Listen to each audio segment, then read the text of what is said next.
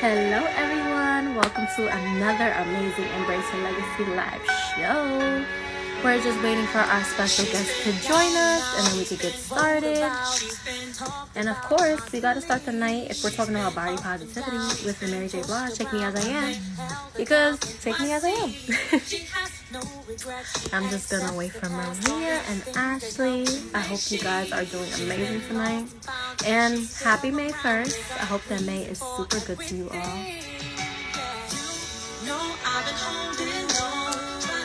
We have a lot of good questions tonight, and we also want to hear from you guys. So when you guys join the live, if there's anything that's weighing heavy on your heart in regard to this topic, make sure that you drop a question down below. And we have Maria coming in.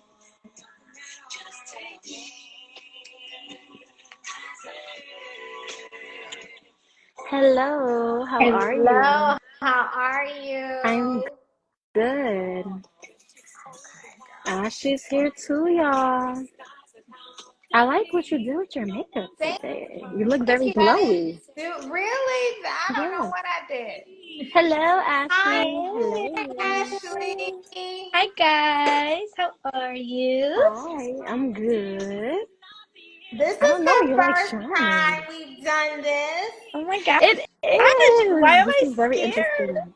It's like, the three of us. This is nice. I know. It's so scary, but I'm actually really excited actually. Thank you guys so much for inviting me to be here. I'm so excited, genuinely. I'm excited for Thank tonight's you for conversation. having us. Yes. All right. So for everybody that's coming in, welcome. I made sure to pin our Patreon page and our Embrace Your Legacy Academy application just in case anyone wants to check it out. Mm-hmm.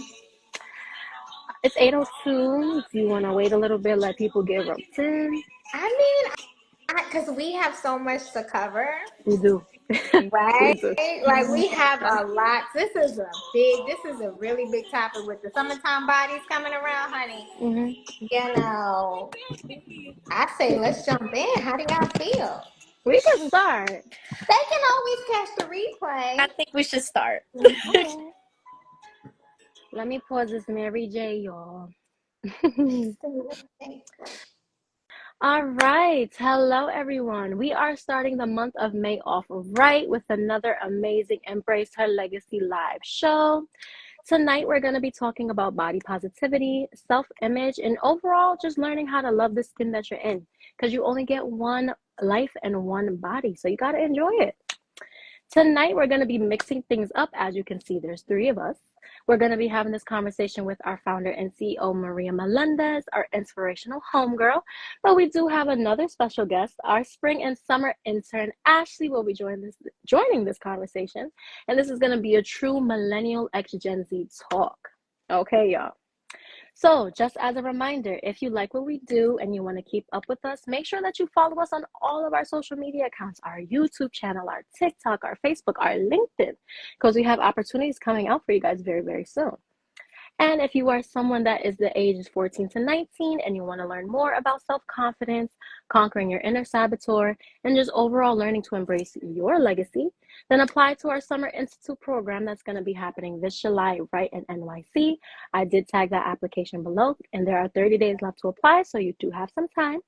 And if you're a professional queen and you want to be roped in with more exclusive content from us, then make sure to subscribe to our Patreon page, which is also linked below. And that's it. Are you ladies ready? I'm ready. She does eat those intros. Oh my gosh. You're so good at them. Thank you. She's a host. She's the hostess with the mostest. Thank you. So let's get started, ladies. I feel like body positivity is a very touchy subject, but I feel like I have two amazing people to talk about this with. So what does body positivity mean to you, and how has your journey been with self-image? Who wants to start us off?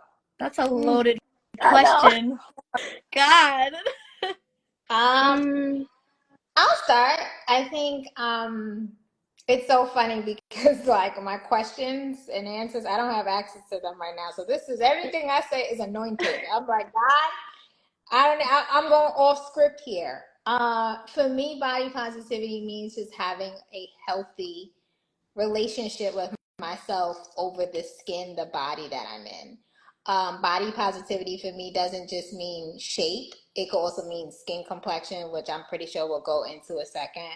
And I think it's just being in a healthy space and looking at myself from a healthy perspective of the body, the body that I'm in, the hair that I have, the shape that I am, the weight that I am, being in a healthy space with that. And then also being willing to do the work if I do see something that's not, what I think it should be, or it's not healthy, being able to do it again, a healthy, everything in balance, not anything, that is taking it overboard. And then my journey with body positivity, I think I'm a slim woman. I'm 122 pounds. And I've always ranged between 115 and 130. There was a time, I think it took time. I think growing up in my generation, I'm a millennial, 80s born, 90s raised. For me, in them teenage adolescent years, I say I'm slim because the girls that got attention were always the thicker girls, and I used to get teased. Like guys would like try to hug, and that's why you ain't got no booty anyway. The guys was a lot meaner in the 90s and the 2000s, and there was no filter. So I used to get teased a lot about that back then, about like being slimmer and being skinny. And I think I just got to a point where I think once I got to like college, I was just like, yo, this is the body that you're in, and accept it and embrace it.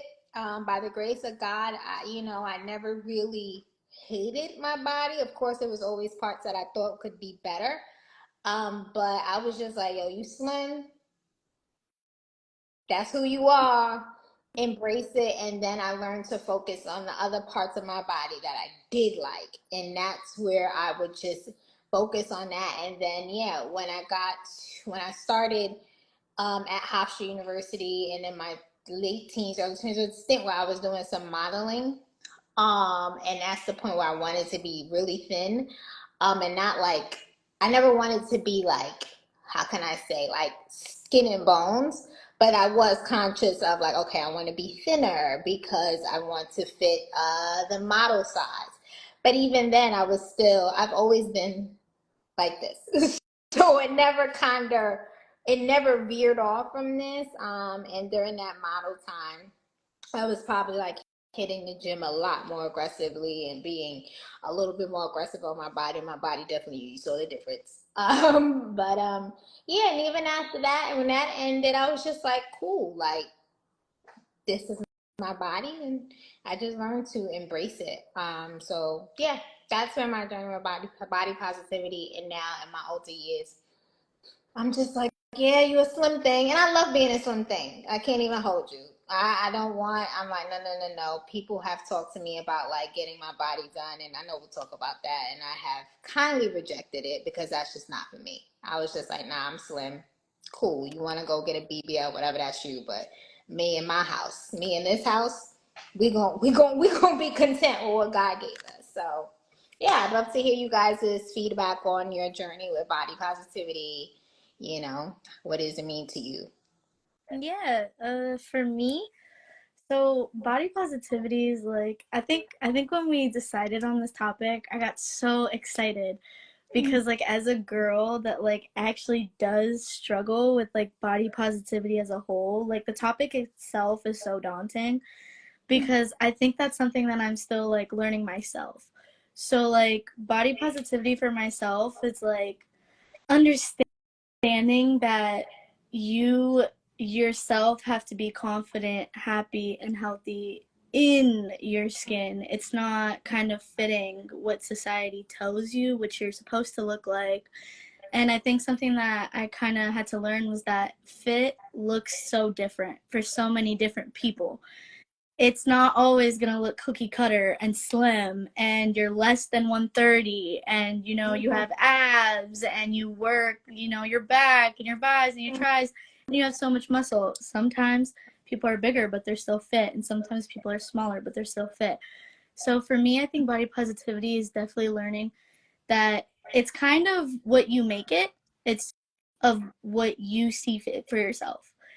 And for me, my journey, whew, girl, it's not easy. It's been a bumpy ride. I think some days are better than others. And I think like ever since I was a little girl, um, Maria said she was always on the slimmer side. For me, I was always on the chunkier side. Always. No matter what it was. I was just always on the chunkier side. And I definitely struggled with that too. And it was really hard for me, I guess, to not look at, other women or other girls and kind of not compare myself in a way and be like, I don't look like them. And because I used to tell myself I don't look like them, I used to convince myself that I'm not deserving of certain things like relationships or compliments, or I couldn't wear certain things. So it was always a difficult kind of topic for me. It was a touchy subject. And because of that, I think I definitely hid my body for so many years under baggy clothing, under layers, under all of that. And I think now that I am finally just a little bit older, just a little bit, I think once I hit like 18, I kind of told myself, like, girl, time is going by. I had just graduated high school and I hated feeling so bad about myself. I just wasn't confident. And I think that's when I kind of started like the process of like, okay, I like wearing this. I'm going to wear this. I like, what that girl did with that outfit. I'm going to put my own spin on it. Or go to the gym a little bit, cuz I used to go to the gym and I like stopped a while ago because I was so hard on myself. Because the thing with like body positivity is that it's not rainbows and sunshines. You could still work out and do everything right, but no matter what, when you look in the mirror, it's not good enough. And that was definitely something that I had experienced, and it caused me to stop going to the gym. So I think over time, I just kind of started telling myself, like, no, no, like, you're not fat, you're not big. And even if you were, you're still beautiful that way because there's beauty in everything. So I guess now I think I'm slowly starting to rebuild my confidence again. It's still a little like here and there, and I have witnesses of people that constantly tell me where I say something and they're like, don't say that again. And I'm like, you're right, I shouldn't have said that about myself. So they catch me too. So it's good to have like a support system. But for me, I think it's just been an ongoing journey of kind of just like learning like to be kinder to myself, to just be gentle with myself, but to also be patient with myself, and that it takes time. Nothing's overnight. And just because I want to say, oh, I have the best relationship with myself and my body, no, I won't say that. But I can say the fact that I'm even remotely trying to have one is everything. Because years ago, I probably would have been like, nope, I just don't like myself, and that's just how it is. So, yeah. What about you, Isis? For me, I was always on the slimmer side growing up. And also I'm pretty tall. I was tall even when I was younger. Like I was in like sixth grade already pushing like 5'6", and everybody else is like 4'11", 4'9". So it's like I'm tall, I'm skinny. I was, growing into my body, growing into my face. So it's like, you said that the boys were mean back then. They were still mean. Like, of course, they were more, I guess, more attracted to like the thicker girls, which is fine. Everybody has their thing. But it's like to be in middle school or to be in going into high school, and it's like everybody's like constantly talking about what you look like. It really does take a toll on you. And growing up, like in elementary school, I loved how I looked. I was like, oh, I want to put on this dress, I want to do this, and it completely like flipped once I got into middle school and high school. It's like, oh wow, people are super, super judgmental, and you don't really realize how much it takes a toll on you until you look in the mirror and you start picking at things. You're like, maybe I am this way, or maybe I am that way. So I feel like that is what really took a toll on my body positivity. But now that I'm older, I realize that you only have one body, and if this is what God wanted to give me, then I'm gonna take it as is, and I'm gonna work with it. And there's gyms, there's different things that I can do if I do want to alter how I look, and there's nothing wrong with that. For me, it took a long time. I don't think I started feeling actually comfortable in the skin that I'm in until I was about like 19, maybe 19, 20. Just because everyone around me, even my friends, were like on the thicker side, like bigger boobs, bigger butts, and I'm just like, all right, I'm gonna rock out with my little B cup. All right. And it just made me feel a certain way. And all my friends were like, you're the fashionista. You're so pretty. You're so this. And don't get me wrong, it warmed my heart, but I'm like, I don't feel that way on the inside. So, honestly speaking, there was nothing special that I did. I just woke up one day and said, no, we're going to figure this out together. And words of affirmation really, really helped me. Just speaking to myself and speaking good, positive words over myself. Because I'm like, all right, if my friends' words, not to say that they didn't matter, but it didn't change how I felt. It's like, all right, the only person that can change it is you and God, girl. So what are you gonna do? So that's what I did. And then, you get older, you get into relationships, and then that also changes your weight.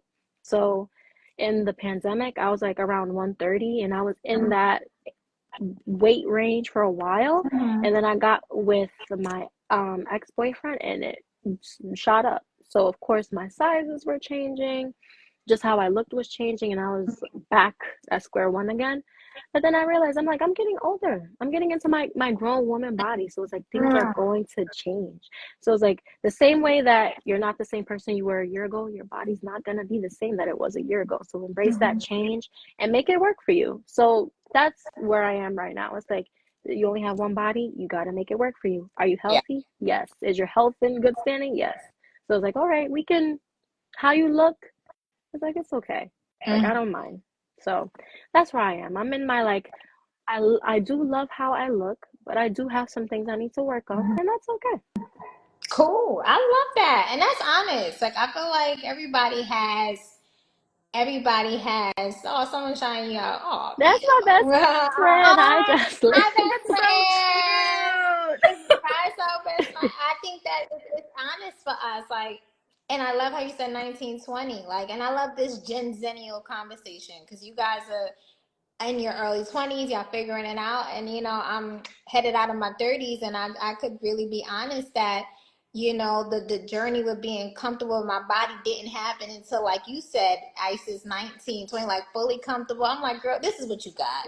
You slim, Mm-hmm. and I really did and it's so funny how Ashley, you talked about your struggle because you were on the thicker side, and us is our struggle because we're on the slimmer side. And I think a lot of that has to do with what society deems is beautiful, especially the attention from the boys. And you see all the boys going for the girls with the big booties, and and you like, well, all right, And it's So just so I think, weird too though, because like then like on like if like I was on the side of like chunkier, it was like, okay, now you have too much, so now you need less. And it was just like, so which one is it? Like, you know what I mean? But I think that's the point where you have to kind of tell yourself, like, you know what, I don't like really care what you need. It's about like what I need. And yeah, if I have too much for you, that's fine. I have just enough for me. You know what I yeah, mean? So yeah. And heavy on the when you get in a relationship, your weight fluctuates. Yes, Oh my god. Happy it weight does. is so real. So Mm-hmm. real. uh-huh, But there's nothing yeah. wrong with that, so it's There's okay. Yeah. nothing wrong with it. There is nothing wrong with it, right? hmm I did want to dabble into how you were speaking about how your sense of self-image and what that looks like for you. So, if you do have a good sense of self-image, I want to dabble into that. And if you're working on it, what tips and tricks do you have to get into that good space with yourself? Good. I just want to shout out Mariama. Hi, Mariama. She's one of our previous program Hi. legends. Haven't she should hearted us? Tips and tricks again to healthy self-image, right? For me, um, how did I get there? I'm trying to remember going back. Like, I focused on what I liked about myself. That's what I did because everybody has their favorite parts of their bodies. Like I had, and I know this. Me when I was younger, my hair was very long. So I focused on accentuating what I liked about me. I knew I had really nice long hair. I always loved my lips and I always loved my legs. So I tried to make sure that I dressed in ways that would accentuate that so that I would feel good about myself. And then two, like honestly, I just came to a point where I'm like, I was created in the image of God. So if God says I'm good, and God, that's something called the Imago Dei, and if God created me, He said I'm good, why am I trying to, butcher with my thoughts and with my words what He says about me? And to be honest, I want to emphasize that word self image. And I don't know, I'll be very honest. My self image was dictated what other people felt about me, especially the boys. You get what I'm saying? So I had to take that back. Why am I letting Tyreek, Raheem, and Bobby, how they feel about me, dictate how Maria feels about me? That's too much power to give away. And that happened in the early teen years. You get what I'm saying? Like, yo, I'm dope because I say I dope. I can't let it's self-image. So it's the image of yourself. Maria you have to take that back. So I took that back and I'm like, nah, like I can't rely on Ashley. You said what my friends say, or whatever guy I'm dating or trying to date says. I have to take that back. And I really want to get into this conversation deeper because I think this generation, we got to do a little bit better than that in that, because there's a lot of with social media, which I know we're getting into, but that's where it got to. It's like I had to take back. It's me. It's self-image. So Maria has to um take back ownership of her self-image and um and renew the conversation that I'm having with myself about myself in my mind, and root that in what God says about me, who says I'm fearfully and wonderfully made, which is why I called this episode Wonderfully Made. I do love that title. I do want to dabble into my personal self image. I feel like I was talking about the relationship weight because I was so slim for such a long time and then my body started changing. It took a while for me to be like, okay, like this is the new you. Like, what are you going to do? And basically, how you were saying about like boys and what guys think. Of course, my significant other at the time was like, well, I love how you look. I'm like, that's great, but I don't. So I have to figure that out. So honestly speaking, was I know we always talk about journaling, but I really was sitting down and be like, okay, what do I enjoy about myself and how I look? And one thing for me, I was always a fashionista. So I'm like, all right, maybe I don't feel good in my body, but I can dress in a way that makes me feel good about my body. And that's truthfully what helped me. I loved my little crop tops. I liked my little tight jeans. And I'm like, my body's changing. Can I still wear that? And I was like, yes, you can. You just have to make it work for you however you see fit. And that's what I started doing. I started off slow with maybe longer sleeve crop tops because I'm like, oh, my arms are changing. Or like high waisted jeans were like my best friend because I'm like, that hides my stomach. And then after a while, I was like, you know what? What is the point? What am I hiding? Who's afraid of me? Nobody. So it's like, wear what you want. There's going to be critics no matter what. That's what really helps me get a good sense of self-image. I'm like, well, there's going to be critics regardless, but we're not worried about what they have to say. What do you have to say? Like, I really had to tell myself, what does Isis think? Right. And it's just like, Right. I think I look good. Things are changing, but I do appreciate how I look. So it's like, why am I so hung up on what everybody else is thinking? Because if Sally says I look good, but then Jeremy says I don't, what do I believe? You know what I mean? At the end of the day, I have to be solid in what I have going on. And some advice and little tips and tricks that I would do, I would say journaling, affirmations, going into the mirror and speaking positive words over yourself. People think that it's silly, but honestly speaking, that's what helped me a lot. Not altering the way that you dress to like fit a societal standard based off of what that body weight or range might think, what they might think would look best, but just dressing how you like. I feel like if I tried to morph myself in what the society thinks looked good, I wouldn't be as happy as I am now. So that's what I would say. Dress for you and speak positive words over yourself. That's really important. Yeah, I agree. Like for me, like I think the most important thing that like you both said that like I resonate with was the journaling and then the being created like in the image of God. I think what really helped me, like I started Bible studying a really long time ago and I picked it back up recently. But it may seem like, how are you like putting Bible studying into this conversation? But it actually does go hand in hand. Like, I think what helped my self-image the most was when I decided that, like, I was like, why do I really care what everyone else has to say about me? I only care about what God has to say about me.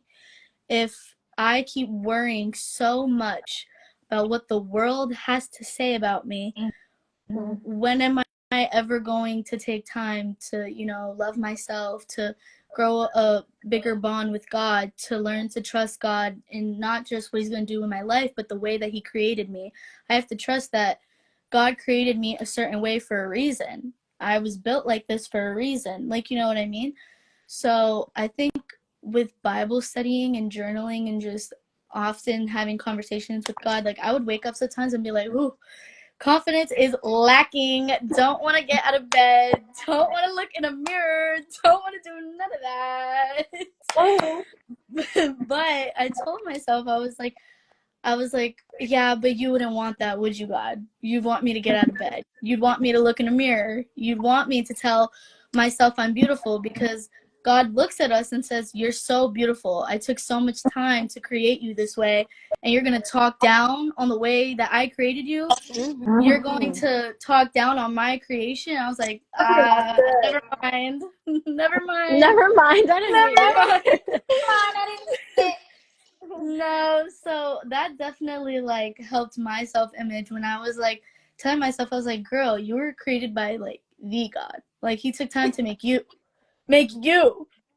You're perfect. Like, why are you complaining? Why are you trying so hard to like fit what society thinks is like good enough?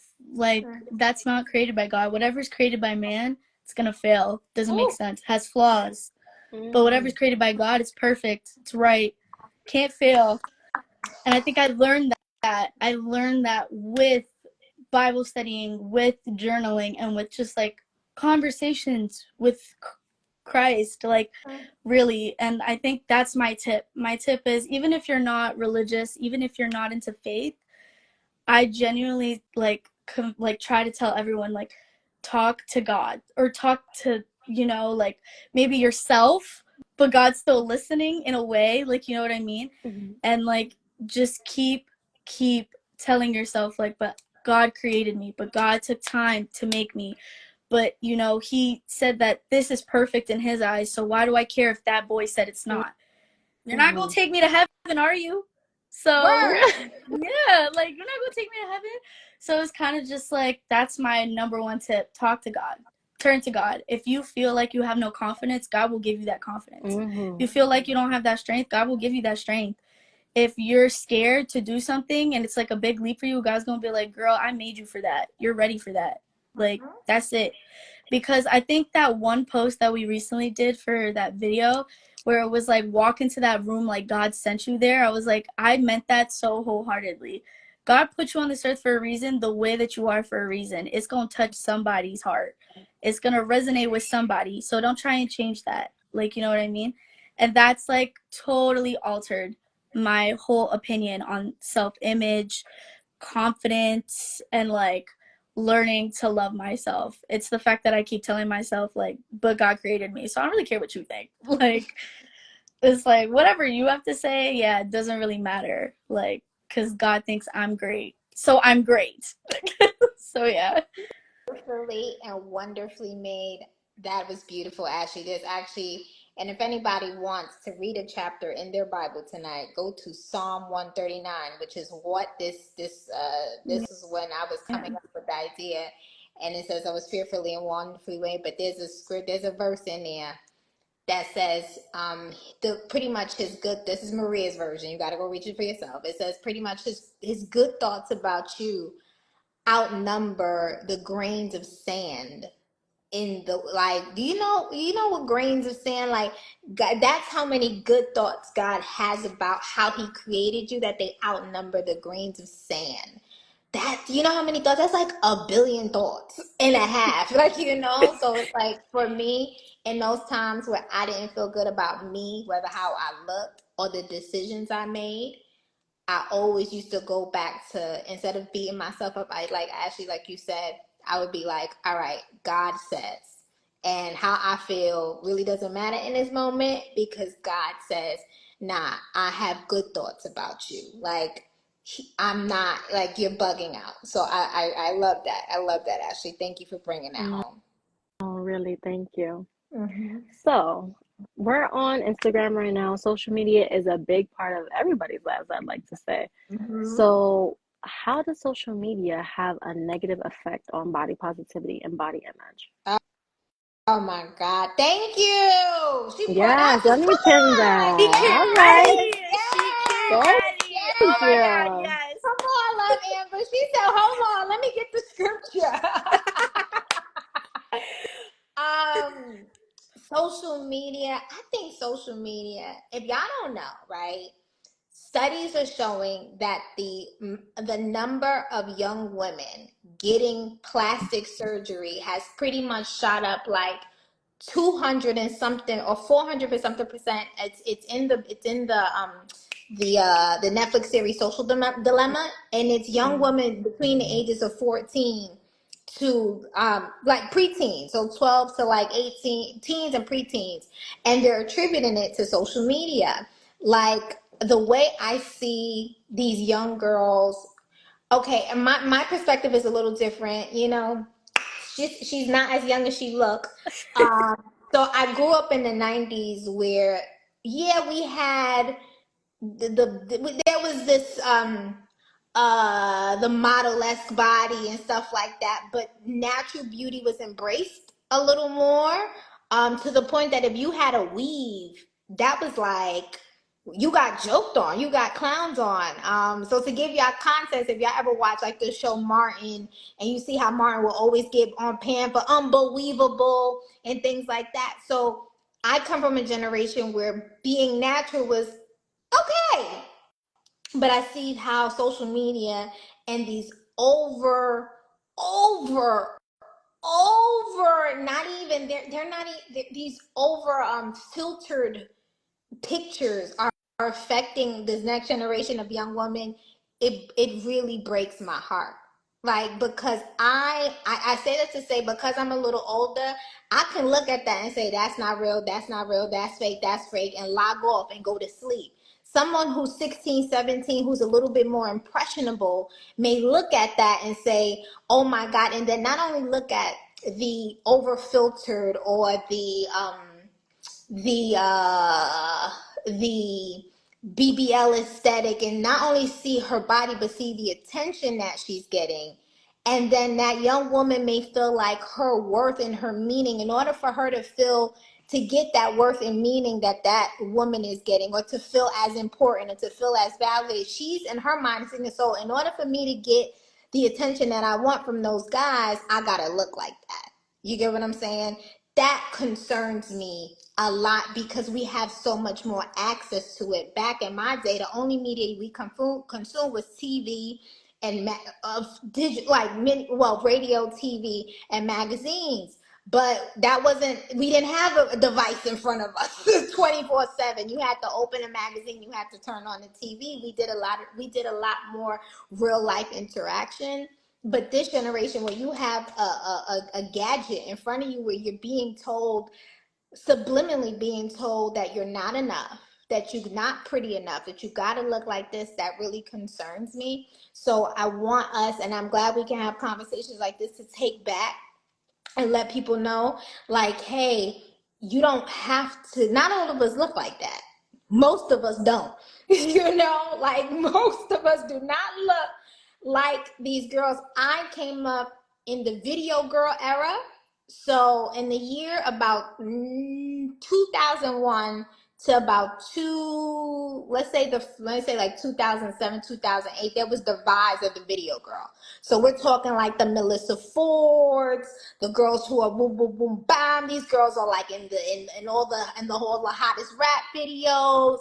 And that's when that whole curvaceous thing was like, and then you had Jennifer Lopez coming, and then it was embracing the curves.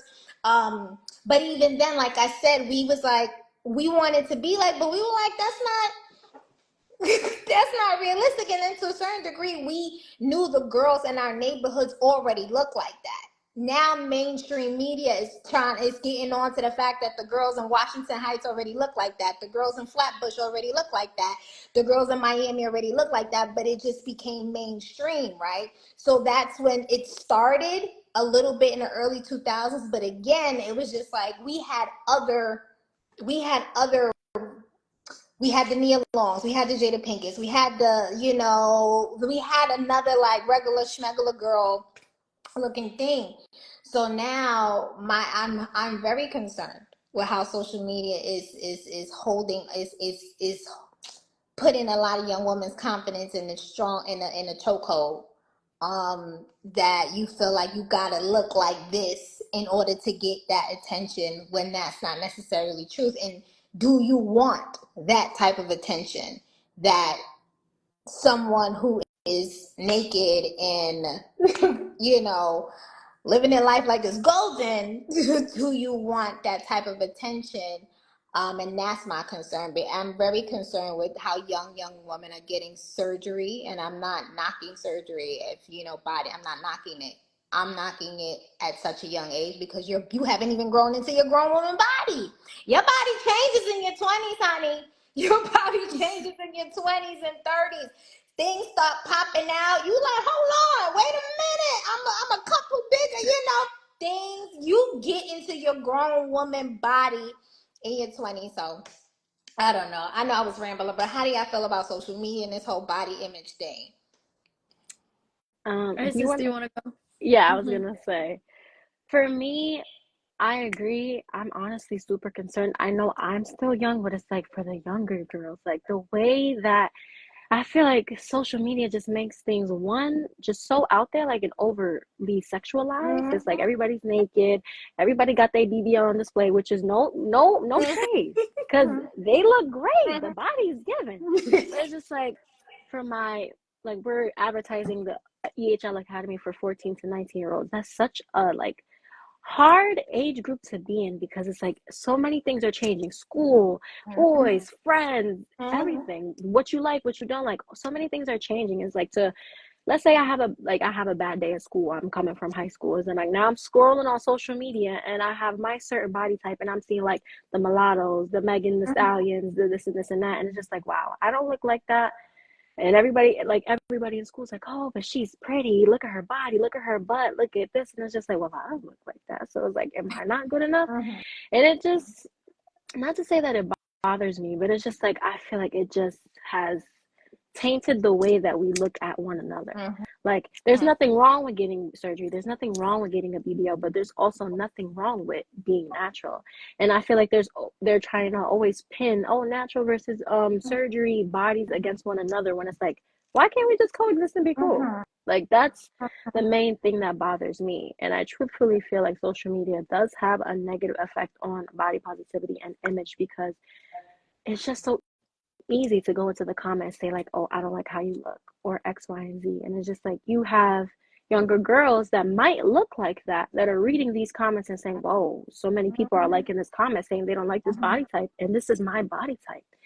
And that really, really just bothers me so bad because it's like to be 14 and vulnerable in that way, or even 20 years old and you're vulnerable in that way. It's just like, wow, like it brings you to a sad place. It really does. Like I've even seen some of my friends, I can even attest to, it's like, all right, like your significant other like has like a celebrity crush or something. It's like, well, I don't look like her. So it's like, how's that your crush? Because I don't look like her. Mm-hmm. So it's just like little things like that. I feel like social media has really changed the way that we coexist and just look at one another. And I feel like we got to get back to like, I don't know. I just don't like the competition. Like it's not a competition. We should just be exactly who we are and what we look like, and that should just be okay. So that's how I feel about it.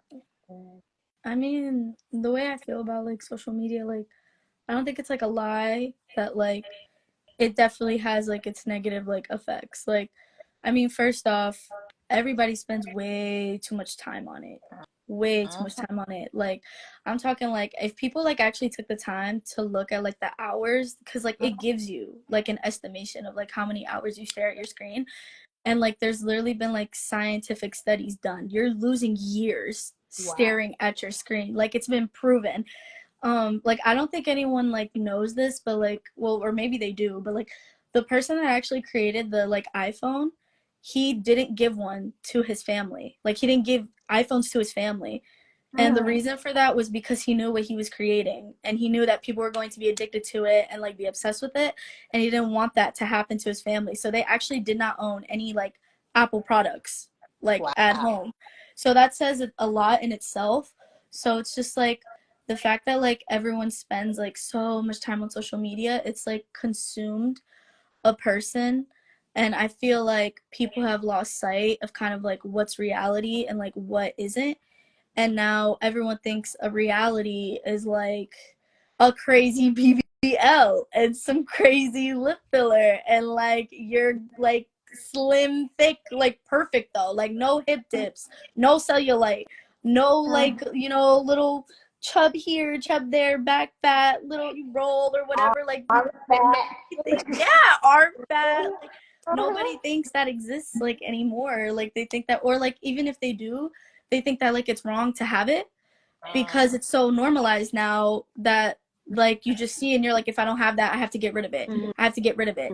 So it's kind of just like it's like a competition, but it's almost like a weird like check and balance. Like for social media, it's like a check, like do I have this, do I have that, no I don't, okay, not good enough. Like it's almost like constantly keeping you on your toes of what you have to fix about yourself.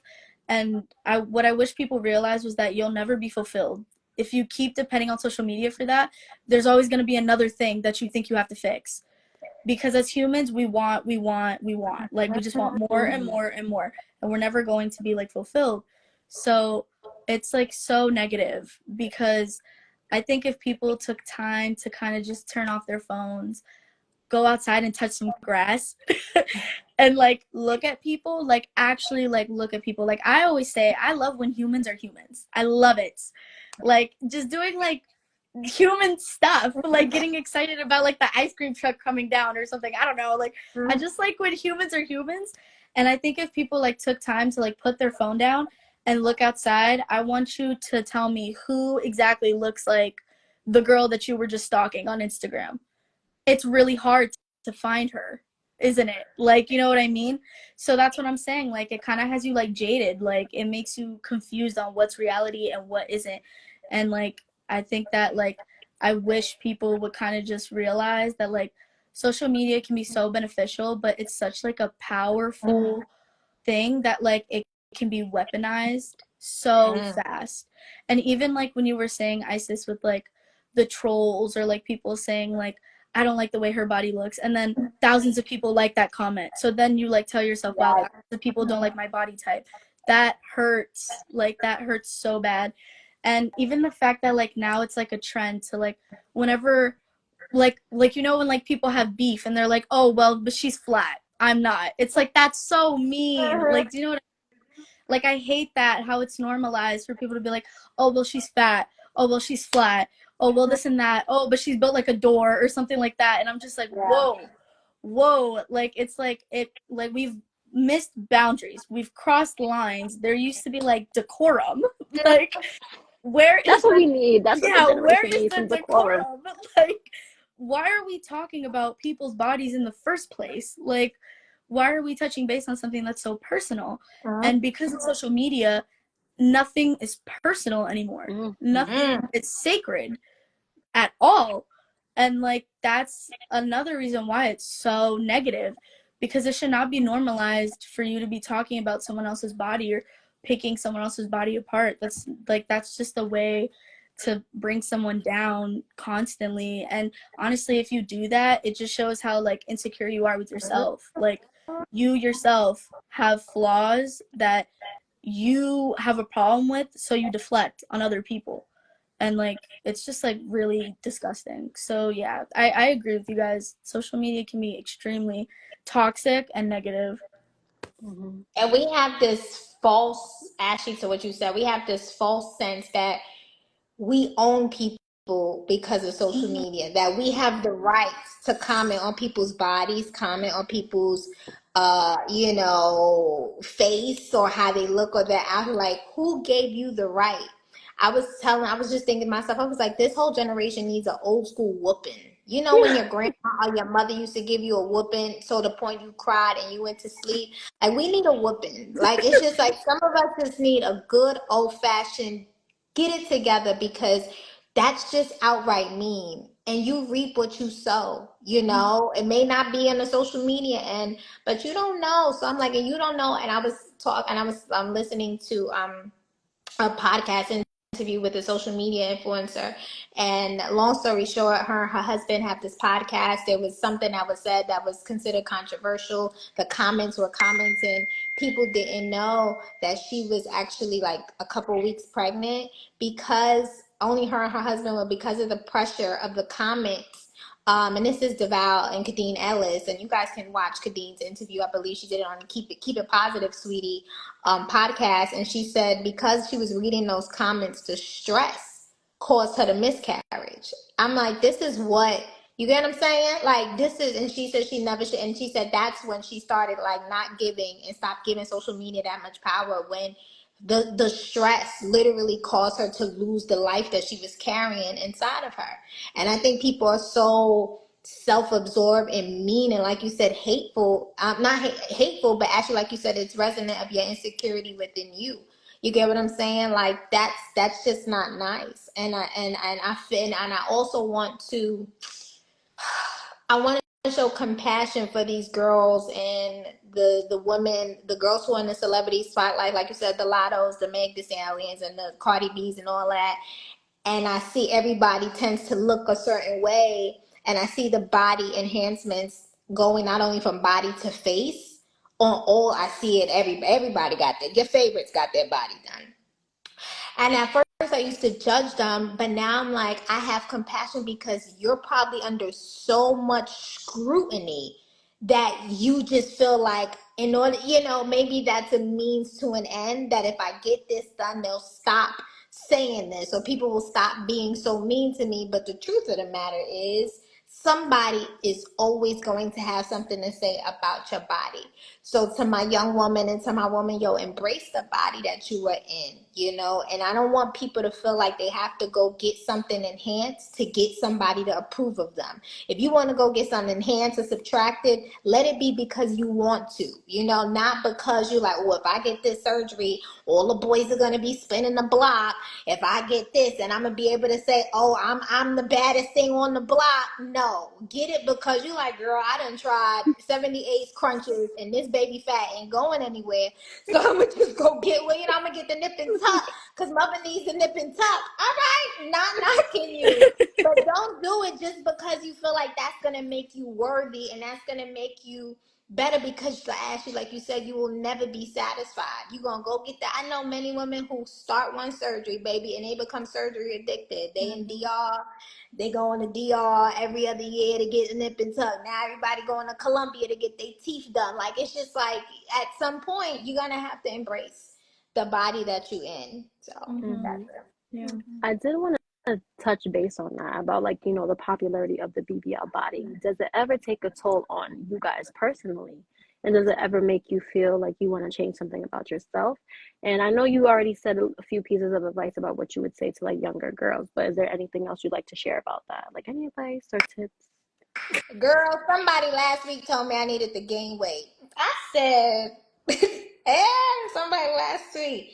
And it was like, you need to gain weight. I was like, I'm fabulous. Thank you Mm-hmm. very much. I got on the phone. I was like, you know what? You lucky that I have a strong self-esteem, because you telling that to me, and somebody else whose self-esteem is struggling, I would think I need to go eat, you know, 17 burritos to try to get a booty. And I'm like, no. I was like, I'm fabulous. Thank you very much. You know? So, but I say this to say, yes, I felt that. I have, Thank thank you. you. And it's like, I have felt the pressure too, especially because, again, the attention from the men has always gone to the thicker girls. I hear men say, I hear a lot of men say, I like them thick. Don't give me slim nothing. You get what I'm saying? What you doing with that? I need to feel like I'm being with a grown woman. And I'm like, hey, I'm grown. This is what God gave me, you know? So yes, absolutely. I have felt the pressure to feel thicker, especially, like I said, I came up, it was the Melissa Ford and the video vixen model. Then you have then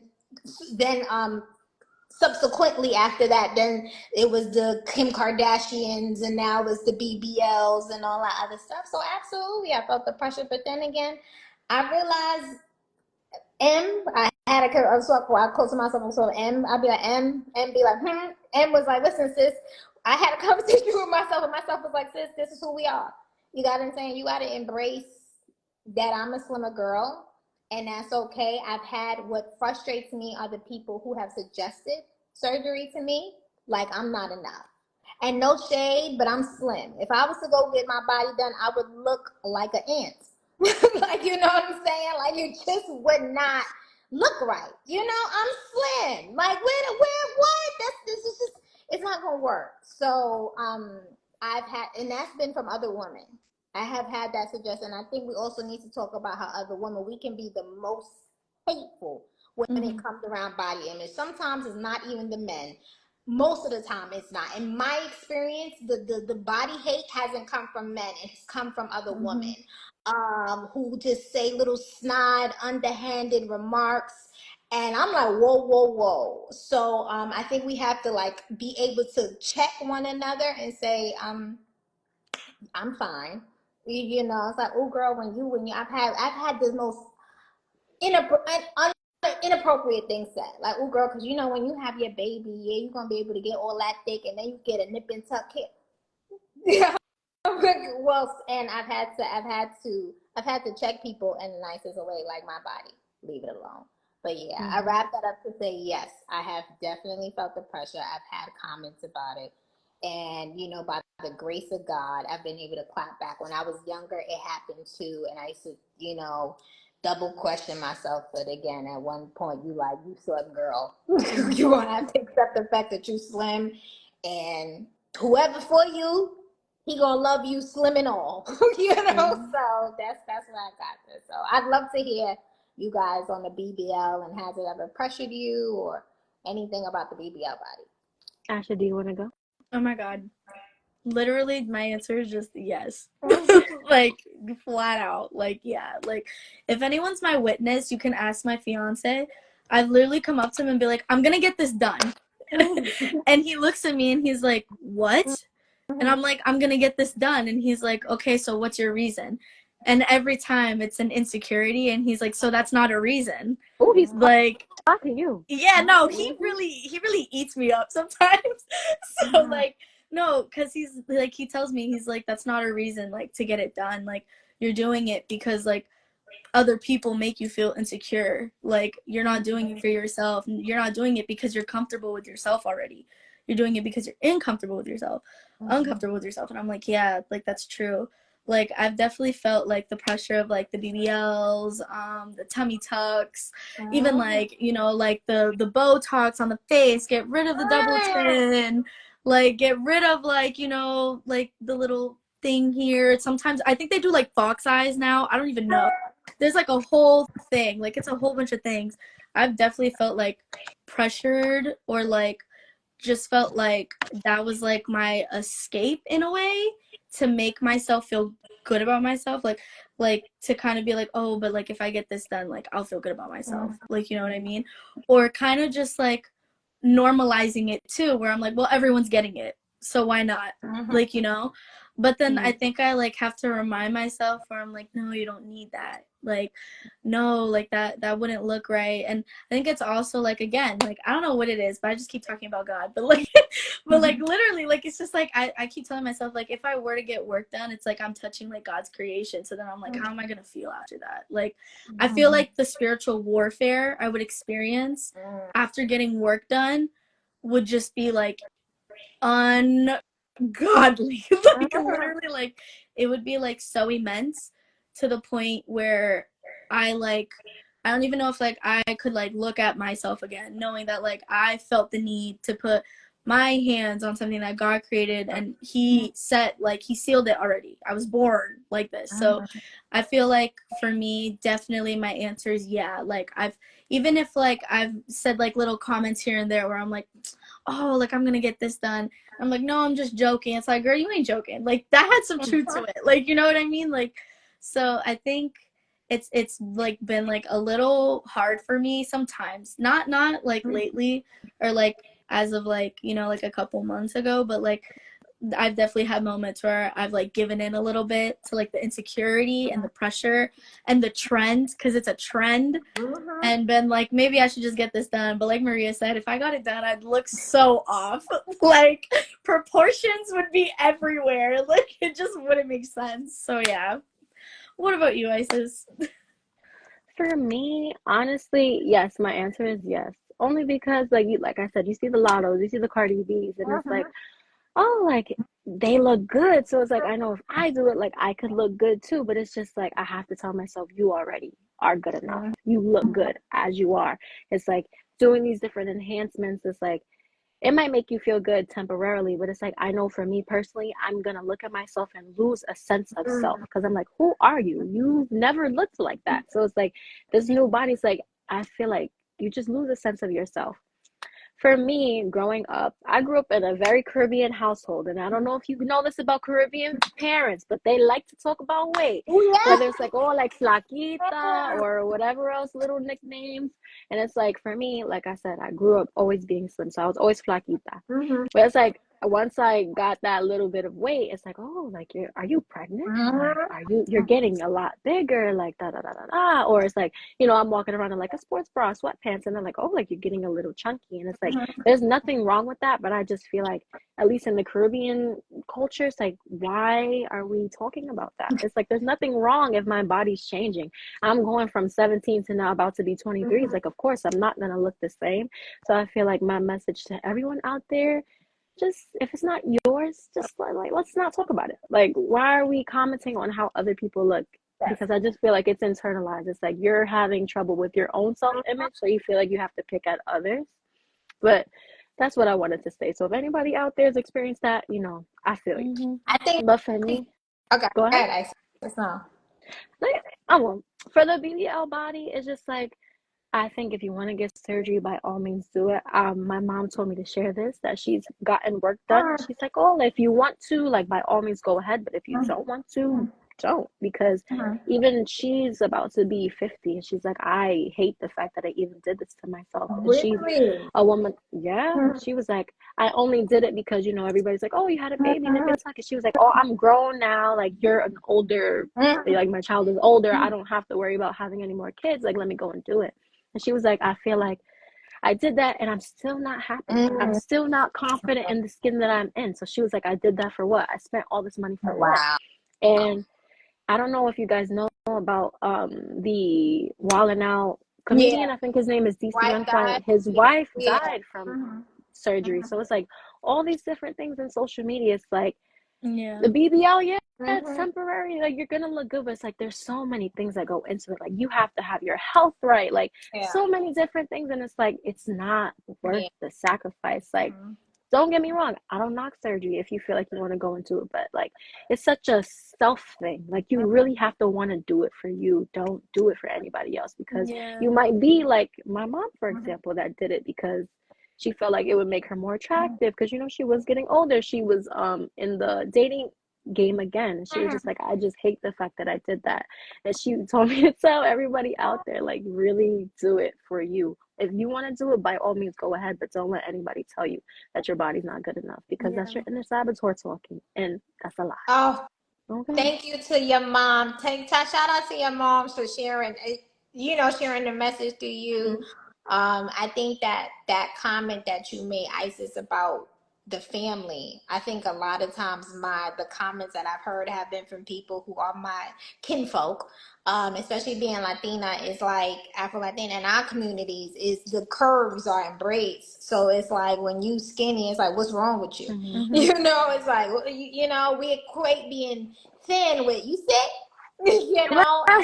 Right? And it's like we also have to attribute a lot of our families. We got high blood pressure, hypertension, all this other stuff because yeah, you might be curvy, but you're unhealthy. You know, your blood pressure's out to zero. You having all these, you know, they have high cholesterol, diabetes because your diet isn't right. So I think we have to like, you know, be comfortable with um you know, putting boundaries on those in our who are in our families that want to make comments about our bodies. And I'll be honest enough to say I've heard it from people who share, and especially families where there's a lot of women. There's something called what did my therapist call it? Enmeshment, where everybody has to say something about something. So yeah, that's just something that in mind. I've been there. I said that to say I've been there too, Isis. Hmm. So I know that social media, we were talking about the negatives of it, but why is it important for brands, organizations, and like social media influencers, for example, to showcase different types of people?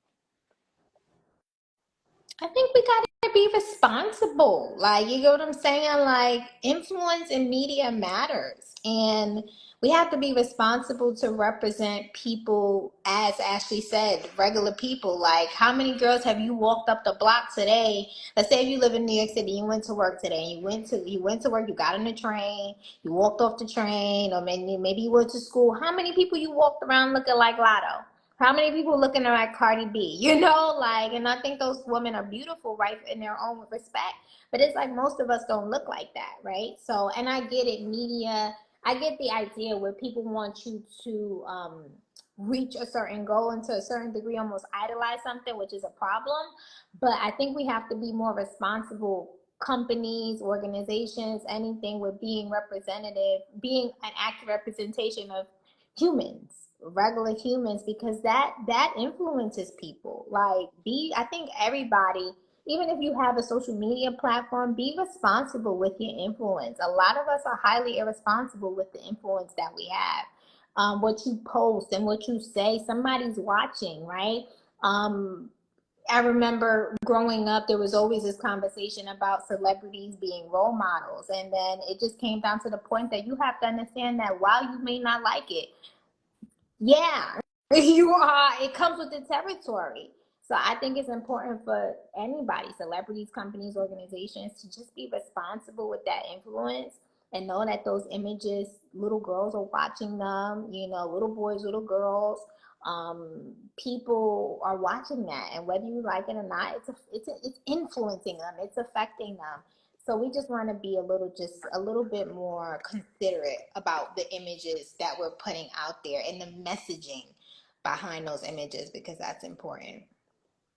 Yeah, I agree with that. I think I've said this like before, but like to someone else, but I was like, I feel like in today's day and age, like especially with social media, it's like so crucial to many jobs. I think social media is also taking the work like place itself by storm. Like it's really like starting to kind of replace certain jobs, and like it's becoming like a heavy hitter for even like how much you're making. Like it's a Mm-hmm. really important thing in today's day and age. But I've also said that I feel like with social media, we've given fame to quite some interesting characters. Woo! Say that Hmm. again, Yeah, man. like yeah, like I'm not, like I said, like I'm really not one to like, knock you for whatever you do in your life, and I try my best like not to judge others. And like we were all saying, regardless of how we feel, like in our independent opinions on like BBLs and like how you want to dress, and like if you do get work done, if you don't, that's totally fine. Do whatever makes you happy, live your life in your truth, in the way that you see fit, because you only have one, and no one has a right to speak on that. However, when you have millions of people watching you, and I mean this in a way of like really young, impressionable Mm-hmm. kids, and that goes for boys and girls, because I mean, we all see the rappers and what they rap about. So it's not just for the young girls that see, you know, the Lottos and the Cardi B's. What about the little babies? What about, you know, the Gunnas? What about all of that? Like the young thugs, like it, like we all see it. It all has two sides of the spectrum. So Mhm. you're having millions of eyes on you, and a lot of those eyes are impressionable young girls and boys, and I feel like it's important to take that into account. Sure, it's your life and no one's telling you how to live it, but I'm just saying, like, you know, you have people watching you. So why put something out there that you know is going to start problems, that you know is going to affect maybe the way someone else might carry out their lives? Like, I just think that it's important to use social media to empower and maybe give the spotlight to certain people that are maybe more relatable, certain people that Mhm. maybe look like you, certain people that maybe come from the same background as you. Because it's really hard to relate to someone that's super rich. Their net worth is like in the millions. They have a whole bunch of work done. They're tatted up. There's chains all over them. They drive the nicest car in the nicest mansion, and they just live the perfect life. It's hard to relate to that. It really is. And I feel like even if they have the struggle story, they still don't showcase it or talk about it nearly as enough as they should, because I feel like that's what would really make some people listen and like get to know you as a person. And I think that's why social media is so crucial for brands, for influencers, for any kind of content creator or companies that work with social media. It can be used as well for something to kind of showcase, like, oh, like the personal side a little bit, like get to know me, like I'm relatable too, like, you know what I mean, like you go through this, well, I went through that too, where I go through this too. You look like that, yeah, I look like that too, like, you know, you struggle with this, I struggle with that, like you are good at this, I'm good at that too. Like I think social media is important to kind of have inclusivity as a whole. Like Right. it's important to feel comfortable, because social media shouldn't feel uncomfortable, it should feel comfortable. Like, and I think that in today's day and age we just give fame to really interesting characters that I'm just like, wow.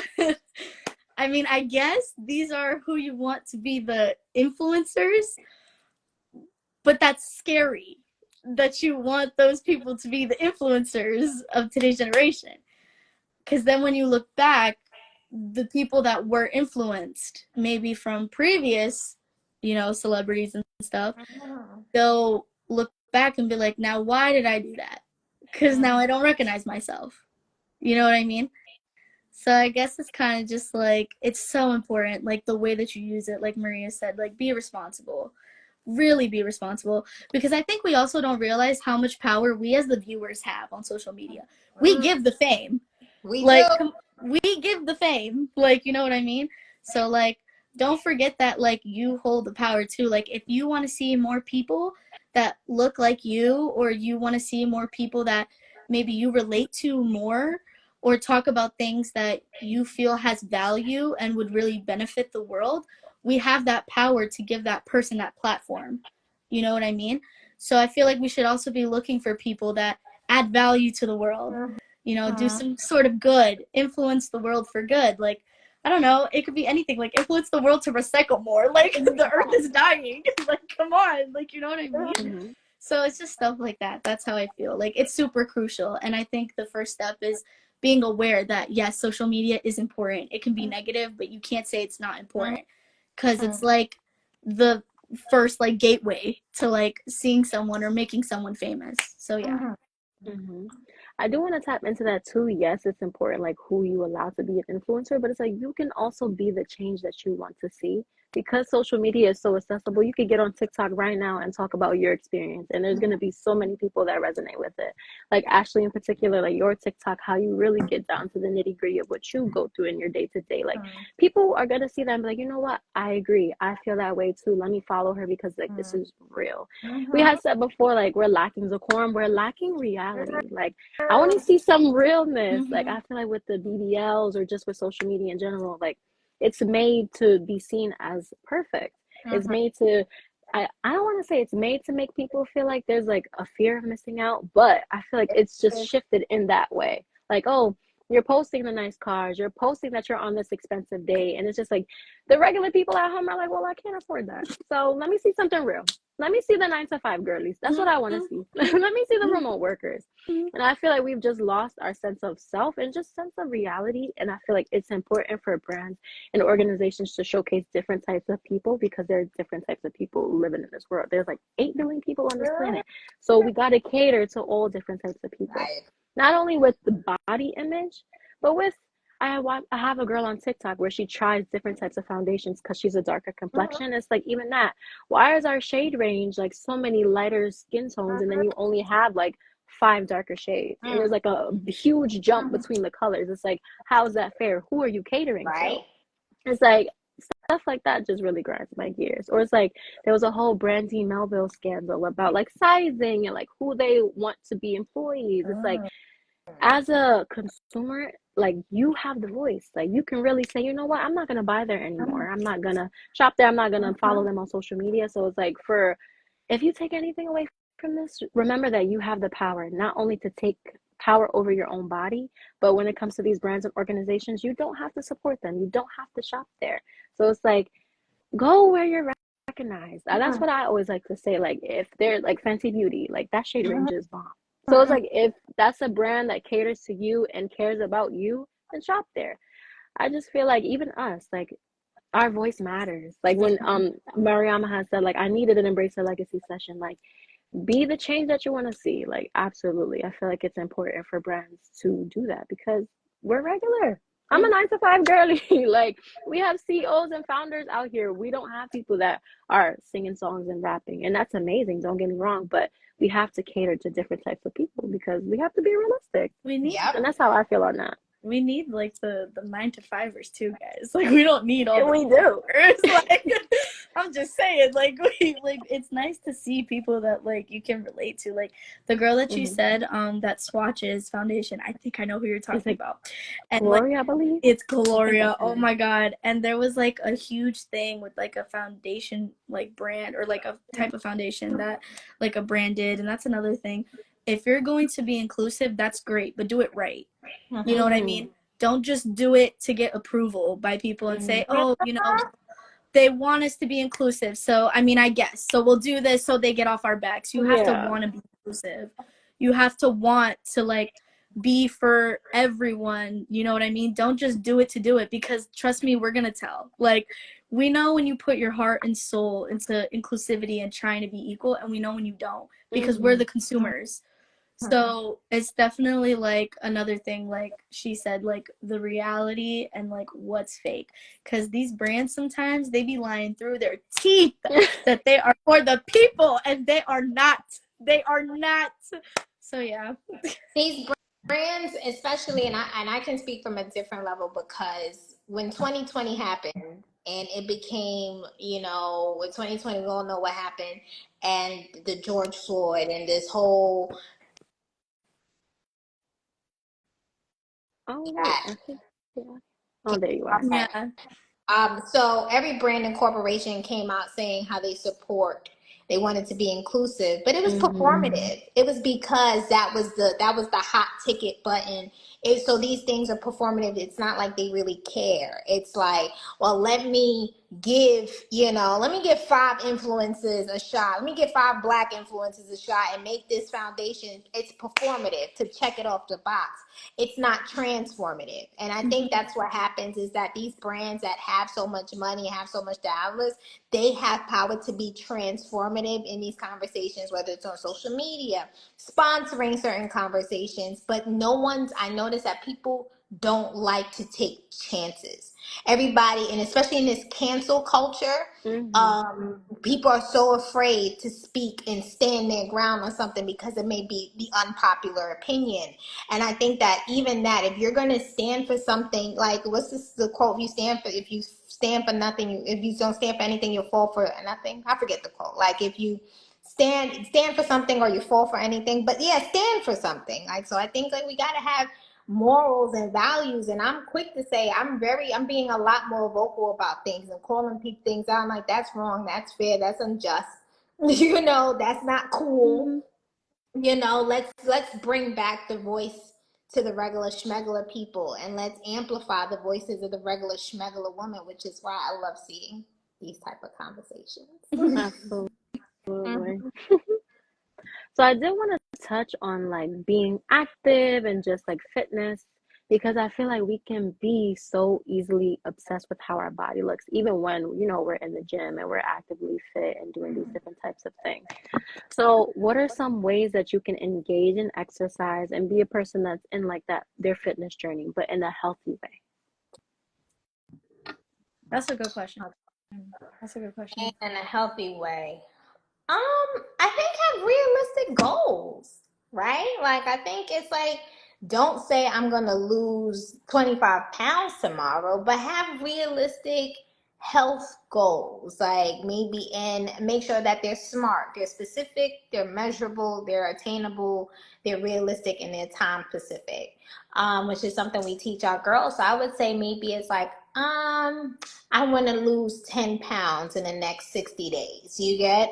Or I want to be more physically fit. I want to be able to bench press or deadlift 100 pounds in 2 months. I think those type of goals that are attainable, they're achievable, and they're you related. It's not you don't have this goal because you want to be like, you want to try to compete with other people, and it's insecure, and it's an insecure base. But I think if you have small goals, not even small, just have goals that are attainable, that are just like, hey, this is realistic. There was a time I wanted to be I was thicker. Back, 2020, 2021, and, we since I was a little thicker.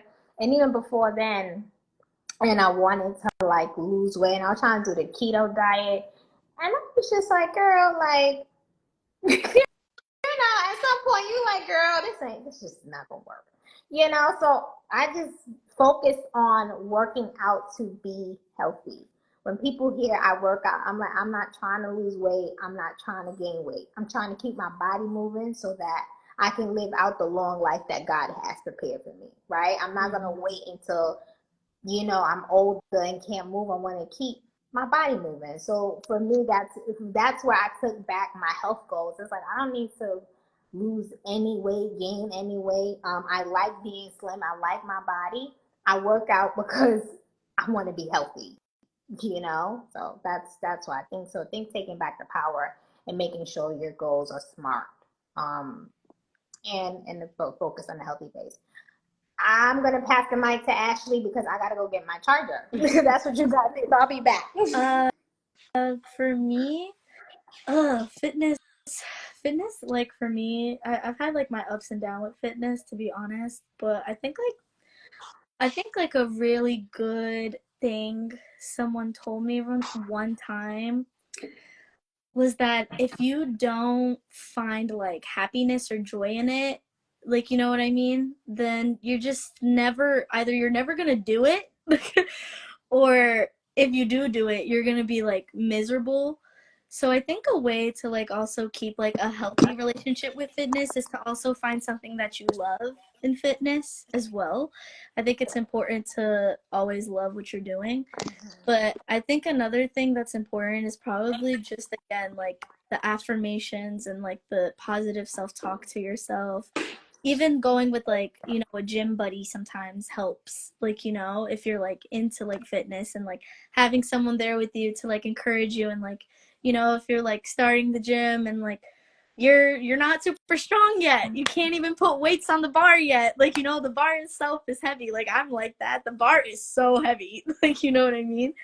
like someone there to just encourage you and tell you like that's okay, like we all start somewhere, like, you know, it's all about like, you know, having, like Maria said, healthy goals and doing something that you're, you know, excited about or makes you happy. And I think it's also important to remember that if you ever feel like you're getting kind of warped in like a situation where you're like, okay, like I'm obsessing over like how many pounds I'm losing and how fast I'm losing them. And I'm obsessing, you know, how much can I bench press or leg press? Mm-hmm. And it was less than yesterday, and that's not good. So I'm going to go like full send today. Mm-hmm. It's important to like watch that, because I think like, you know, us as humans, sometimes we can be a little bit over obsessive. Mm-hmm. We can kind of hyper focus on things, and it's important to catch yourself in those moments and like just come back down to earth and be like, I'm a human being, I'm not a machine, like, right. You know.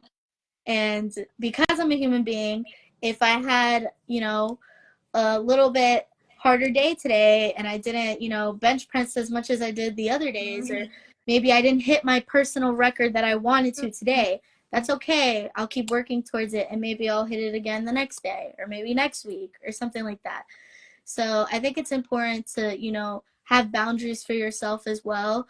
And that's why I think like self-care is so important, and like self-awareness is so important, to just be able to like talk to yourself, bring yourself back down to earth, and like tell yourself like, whoa, like I'm reaching a level now where like this isn't making me healthy or happy. That's important. Healthy and happy is the number one goal, guys. So yes, it's important to be fit. Yes, it's important, like, you know, to get your body moving and stuff like that. But healthy and happy is the main goal. That's all you should want for yourself. And it's important to remind yourself of that. So yeah. I like that answer.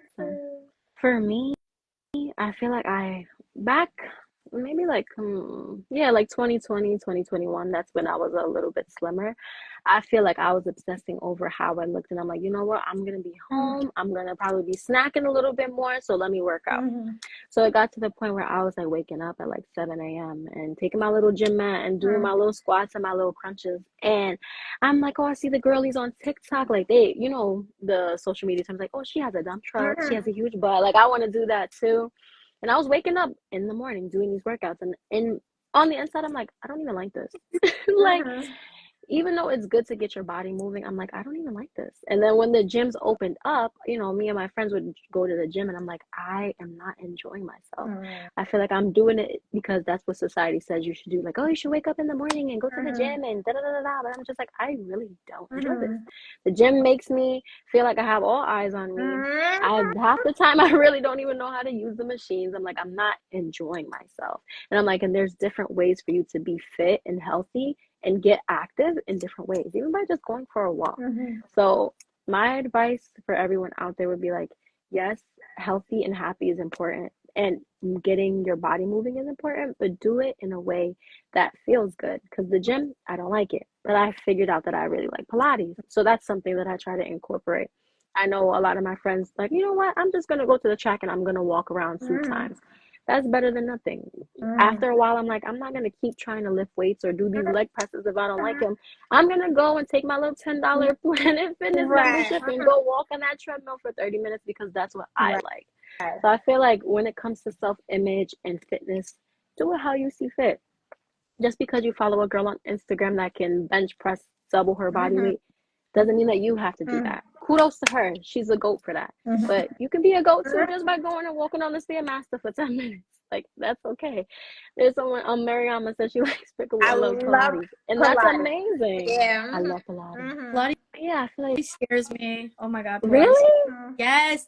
No. Because I see the videos and they be like drowning in sweat, and there's like they're doing like some crazy workouts, and I'm like, I can't do that. Like my leg will snap off. Like literally, like I can't do that. But I do totally agree with you. Like do something that makes you feel good, because I feel like people confuse sometimes discipline with like being miserable. Like it's important to have yeah, like it's important to have discipline. I totally get it. Like, you know, like have discipline, hold yourself accountable. Like my fiance, like he's a huge inspiration. Like he's so disciplined, like with working out and going to the gym. Like he runs miles every single day. Like he holds himself so accountable, and it's so like inspiring to see. but there's such a big difference because he's not miserable doing it. He loves what he does. And if he was miserable, I know he wouldn't do it. Like, you know what I mean? So, like, yes, it's important to have discipline, but don't be miserable, because then that's just going to affect, like, your mental health. And it's only going to make the way you view yourself, and, like, if it's, like, towards your body, it's going to make it 10 times worse. You know what I mean? So just like Isis said, you gotta find something that makes you happy, man. Like, be happy. Life is too Yeah. short to be Yeah. miserable. Yeah, Life is too yeah, short and you only have one body. yeah. So do Yes. what makes you Enjoy it. happy. Yes. Enjoy. Oh, and I just want to say, if anybody is interested, I go to Club Pilates. Your first class is free. Like, you don't have to do the membership. You don't have to sign up if you don't want to. So if you ever wanted to try it, that's a good free option. Good. I love I it. love it. The little, the little drop. The little Little club promo. Pilates. Yeah. You should give Embrace Her Legacy some sort of discount. Right. So I feel like with the fitness, it's easy to obsess over how your body looks, but I feel like bodies and fashion definitely go hand in hand.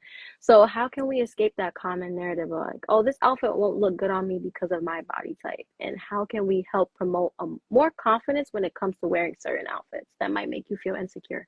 Ooh, I love this question. I'm gonna be honest that I feel like for me, I know certain things just don't look right on a slimmer body. Like, so I do believe that you want to focus on things that accentuate what you have, what God gave you, and what makes you feel confident and comfortable. So, perfect example, I don't like wearing wedges. If you anybody who knows me, you know I am lethal for a heel. As a matter of fact, I posted me wearing sneakers yesterday, and I said rare sighting, right? Heels is my, it's because I'm more comfortable in heels. It's who I am. That's why I said it.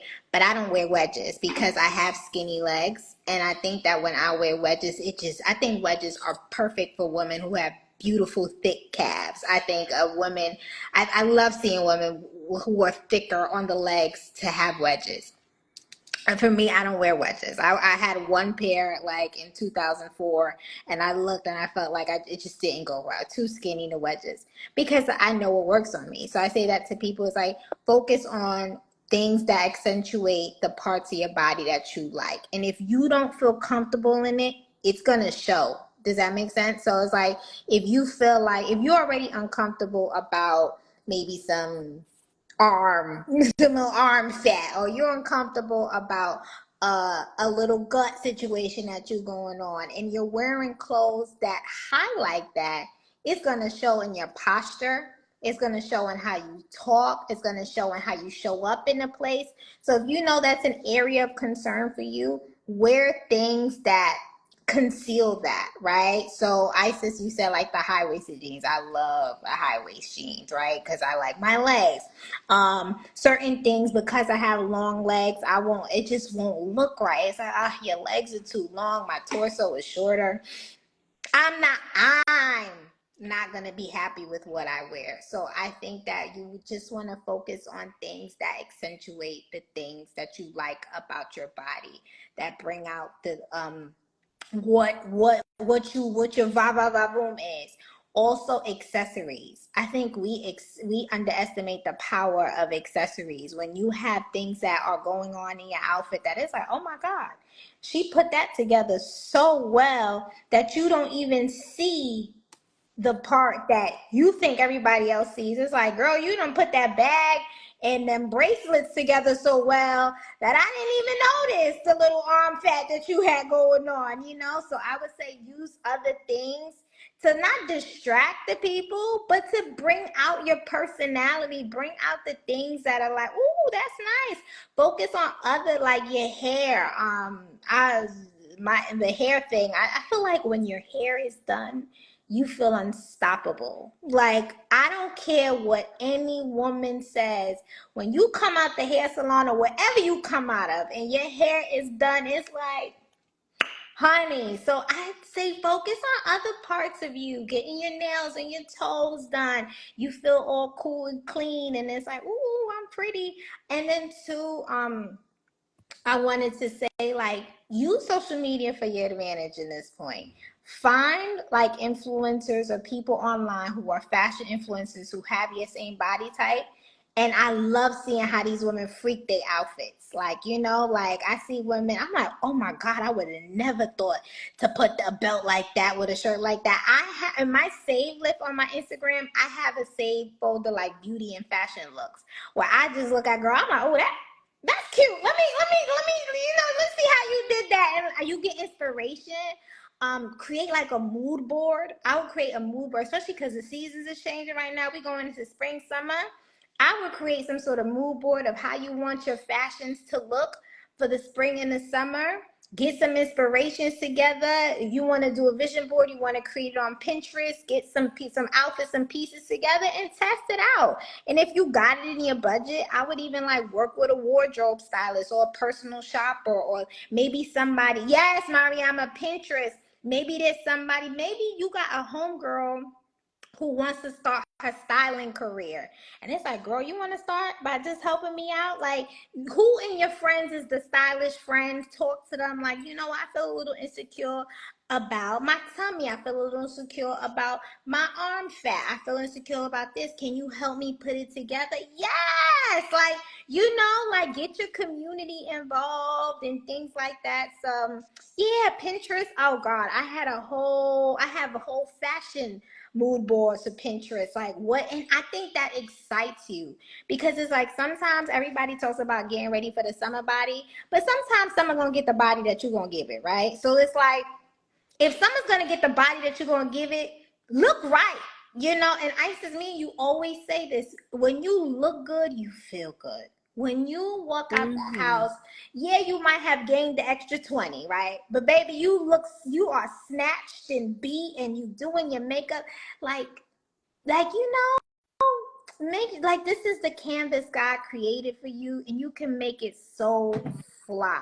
So that's what I would say. Like, just try to have fun. Try to have fun with what you like, what makes you beautiful. Beat your face, do your hair, get your nails done.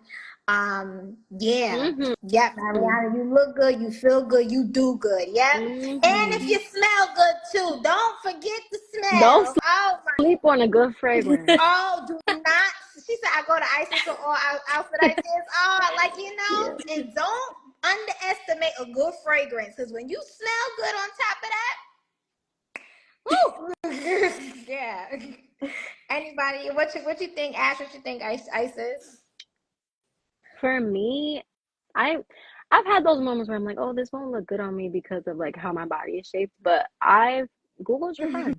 There's people out there that have my body type, and of course, there's fashion majors and all different types of studies that literally will pinpoint. Okay, if you have like a apple A shape pear or shape. whatever, your pear shape, like things that are going to look good for you, the types of necklines, the types of jeans, like low waist, high waist. I use that to my advantage. I have literally said like, okay, I know that a higher waisted jean might look good on me, or maybe like a V cut might not look good, but like a scoop neck will, and implementing that into how I dress. And I also, for me, I like to show a little skin, so I know that that's something that makes me feel good. So just really sitting down with yourself and thinking, okay, what do I like? What makes me feel good? Like when we're like, oh, if you feel good, you do good, XYZ. Like what will make you feel that way? And stop focusing on like, oh, like they wore this and I don't think it'll look good on me. Okay, that's for them. The outfit, what cool. But let's really hone in on like what you think just looks good on you. There's things that I've seen girls wear and I'm like, okay, that looks good. And then I try it on me. I'm like, all right, maybe this is not for my body type, but how can I tweak it to get that same style but make it work for me? So I feel like that's the best thing that you can do. TikTok, I feel like we're learning everything on TikTok nowadays. There's so many people that are like doing outfits and like putting things on like mood boards, and they're free and accessible. It's like take that and look in your closet and be like, okay, how can I take this and put it on me and make it look good? Don't neglect your hair. Don't neglect your self-care. Maybe if you're not getting into getting your nails done, whatever you like to do, eyebrows, whatever, makeup, do that because it really will take you a step further. Outfit is just the base, but the accessories, the makeup, the perfume, the belts, the nails, like that will really take you a step up, and you'll walk into that room like you own it. That's why I love that TikTok that you put out, Ashley, the other day, because you really have to walk into rooms like God put you there because He did, and He created you, so you need to act as such, and that's truthfully how I feel. She ate that up. Thank you. She Let me get my charger I on. was just I'll like, oh be my right. God, yes. I was like, yes. For me though, I think my number one thing is recognize that you wear the clothes don't wear you. So remember that whatever you choose to put on your body, girl, you make that outfit. The outfit don't make you. So feel confident, feel good in yourself, feel like, damn, I did that and it looks really good. Like, you know? And if it don't, then at least you tried, because I think that it's important to keep the mindset of like, you know, I'm going to try this and I'm not sure if it's going to look good, but I'm going to try it, because that's all about finding your style and finding what works for you. Don't keep that mindset of like, oh, she wore that, but that'll never look good on me. But you'll never know. You'll never know if you try. So try it. And if it didn't work that way, tweak it, change it. Be like, maybe this will look better. Do your research, like Maria and Isis said. Go on Pinterest, go on TikTok, go on YouTube, go on Instagram. There's a whole list of things you could look up and see. Okay, they say when you wear like a turtleneck, put your hair up. When you have, chest out, put your hair down. You know, if you're wearing like a flowy dress, certain heels go better with that. You know, pants, high-waisted. Okay, maybe I could pair them with like some cute shoes. Maybe not high tops though, because it's high-waist jeans. Like, it's the whole thing. Like, do your research. Like, you're gonna find stuff that works for you, and that when you read it, you're gonna be like, oh, I could definitely pull that off. Or, oh yeah, like that definitely sounds comfortable for me. So just keep telling yourself, I wear the clothes. The clothes don't wear me. Don't wear me. And once you convince yourself of that and you fully believe it, because you can't just say it, you have to believe it. If you don't believe it, fake it till you make it. But really, tell yourself that, and you'll feel so good about yourself after and everything that you wear. And also remember that style fluctuates.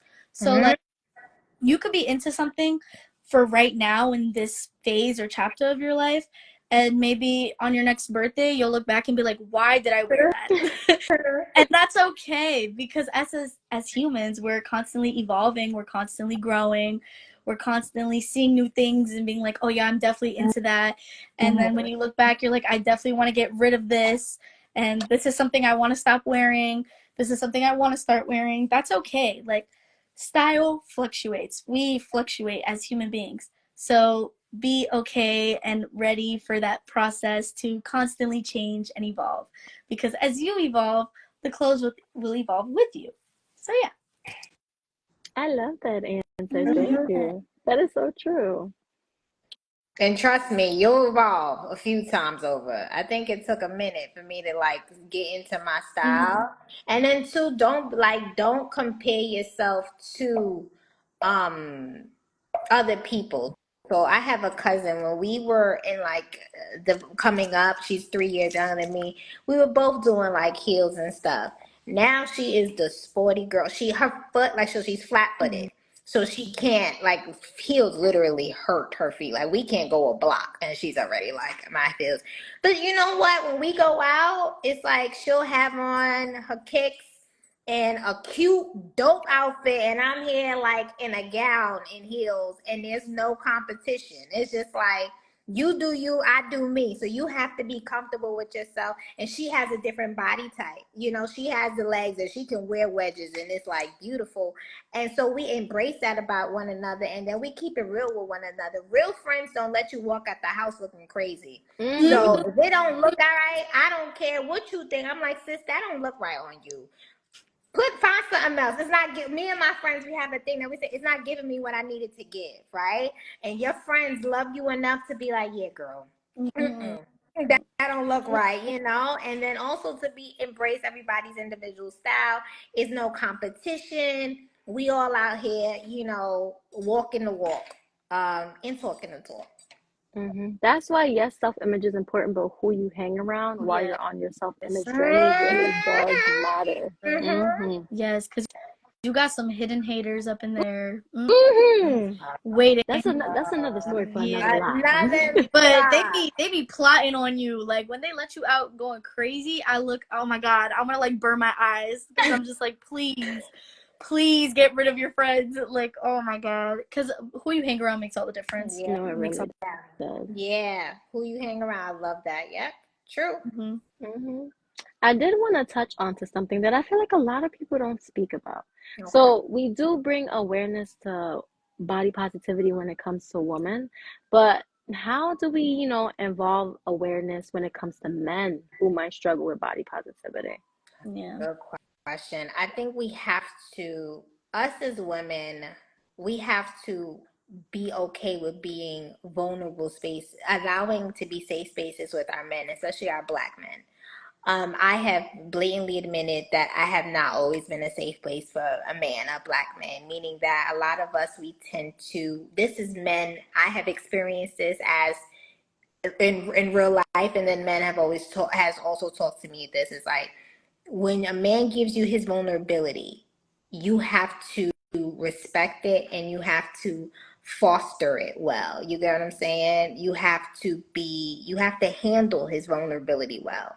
So I think, and a lot of us say that we want our men to be vulnerable, we want them to speak up, but when he does, are you going to judge him and look at him as less of a man because he's saying he's struggling with some sort of, body issue?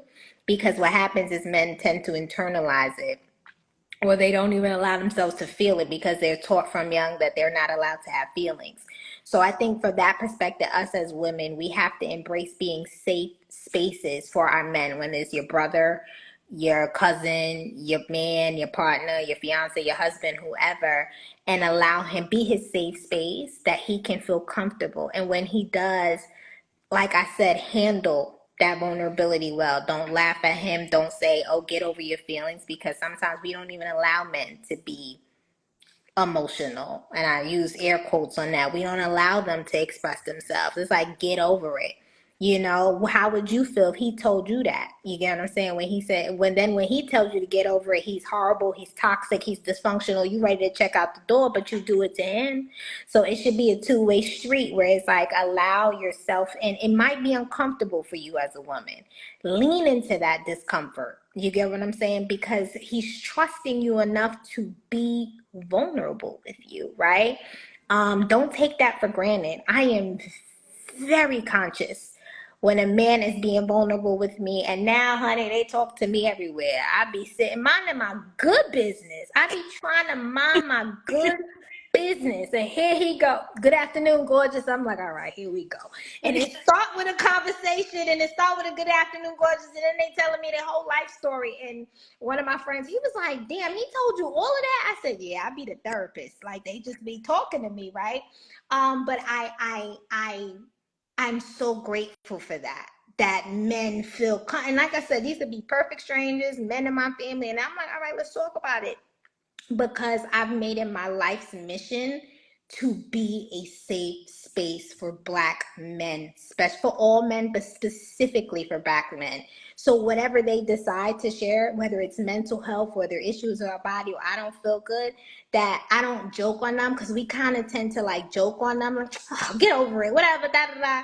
But it's like, no, how can we talk about it? So one of my friends, he gained a little weight, and this is the same one who told me I needed to gain weight. Can you believe that? So one of my friends, he gained a little weight, and I was like, all right now, I was like, well, you working out? So my way is like checking in on him. I'm like, you working out? Because he's, I know he's a little, I know he's body conscious. He's not going to say it, but I know how to read between the lines. So I'm like, well, we not going to have no belly fat this summer, are we? He's like, you right. No, we not. I'm like, so are you working out? What you doing about it? You going to the gym? He's like, I'm like, all right, got it. Well, I'm like, well, don't forget about it. Or we talk about his health and his meals. And he's like, yeah, I'm not trying to eat the starches like that. I'm like, yeah, let's not eat the starches like that. Let's find something else to eat. So you want to be like their cheerleader, because whether we like to admit it, these men have feelings. They don't talk about it. They don't feel, they definitely, and I've heard this said and I've experienced it in life, men don't feel safe. They feel like if they are vulnerable, we're going to throw it back in their faces. We're going to make fun of them. We're going to belittle them. We're not going to take them seriously. We're going to then make it about us, and that's not fair. So I would just say, be a safe space, be encouraging, be their cheerleader, try to like find ways that you can like help them, the men in your life, like, hey, like I said, all right, let's not eat the starches. Let's make sure you go into the gym. Let's make sure you're working out, or even do, and if it's like with your partner, suggest like maybe let's work out together. Like Ash, you said your fiance is out getting it in the gym. Like it's like let's get it in the gym together. Let's find out something that let's walk together. Let's get on the treadmill together. Let's try this boxing. Oh, boxing is another wonderful workout. Boxing will have you feeling. I know that's oh God. I think we should do an Embrace Alexi boxing class. We did right before the pandemic. It was like a boxing train. It was so much fun. I'm gonna try to find the video and repost it. But boxing is another like you think like it's just you like 3 punches. You like wait hold on. I'm out of shape. But just find things, fun things that you and your boo, it could be your brother, your friend, that y'all can just be physically active, so y'all can deal with that. But I'd love to hear what y'all got to say. I think for me, I agree. I think we just have to be like their cheerleader. Like I think it's important, like in relationships in general, you shouldn't always expect like your partner to just fill your cup, but you never fill theirs. That's not really fair. And I think I've heard like a lot of girls say this before, and I just don't like agree with it. Me personally, is saying the relationship will never work if you like him more than he likes you. He has to like you more than you like him. I don't agree with that at all, actually. I think that it's very possible for you both to be just as equally in love with each other and like each other just the same. Because I think sometimes we make excuses as to why we aren't as present in their lives as they are for us. Like, like I feel like it's super important to kind of give some time to your partner, like, if it is a man, to take time and be like, so how are you? Like, how are you feeling? What are some stuff that maybe like you're struggling with that you're not talking about? Like, get them to open up to you. Like Maria said, be like their safe space for them. Because I feel like men really do feel like they can't like have like a downtime to kind of just be like, man, I'm not really feeling all that great. And like if I could just like maybe talk about it without getting like a side eye, that'd be great. Like, And I think that's definitely something like I've worked on with my like fiance. Like he used to be a very closed off guy, and he just didn't really talk about emotions like that. He didn't really show them either. And I completely understood why, like because like, of maybe past things that he's seen or been through. And also just because like in the society today, like men are frowned upon that are a little bit more emotional or maybe in touch with their emotional side or display it a little bit. And I think like with him, I've seen him kind of like open up to me like a little bit. And it may seem like, oh, but he's only open up to you like a little bit. I'm like, but that's so much to him. You know what I mean? Like, and that's another thing. Like, they're small victories. They're like, make them big for them too, because like my small victories, he makes them huge. Like, you know what I mean? Like if I like, because I'm like getting over like my fear with driving. If I drive down the road and I hit 15 miles per hour, which is 5 more than I did last time, he'll tell me and be like, oh my God, go on NASCAR.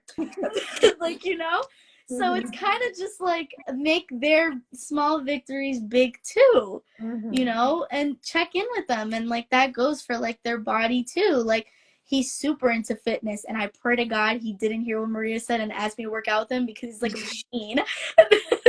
But he's really into fitness, and I don't understand fitness that much. I really don't. And I'm not like too big into like that world and like, all the crazy workouts you could do and all the cool like stuff like you could get into.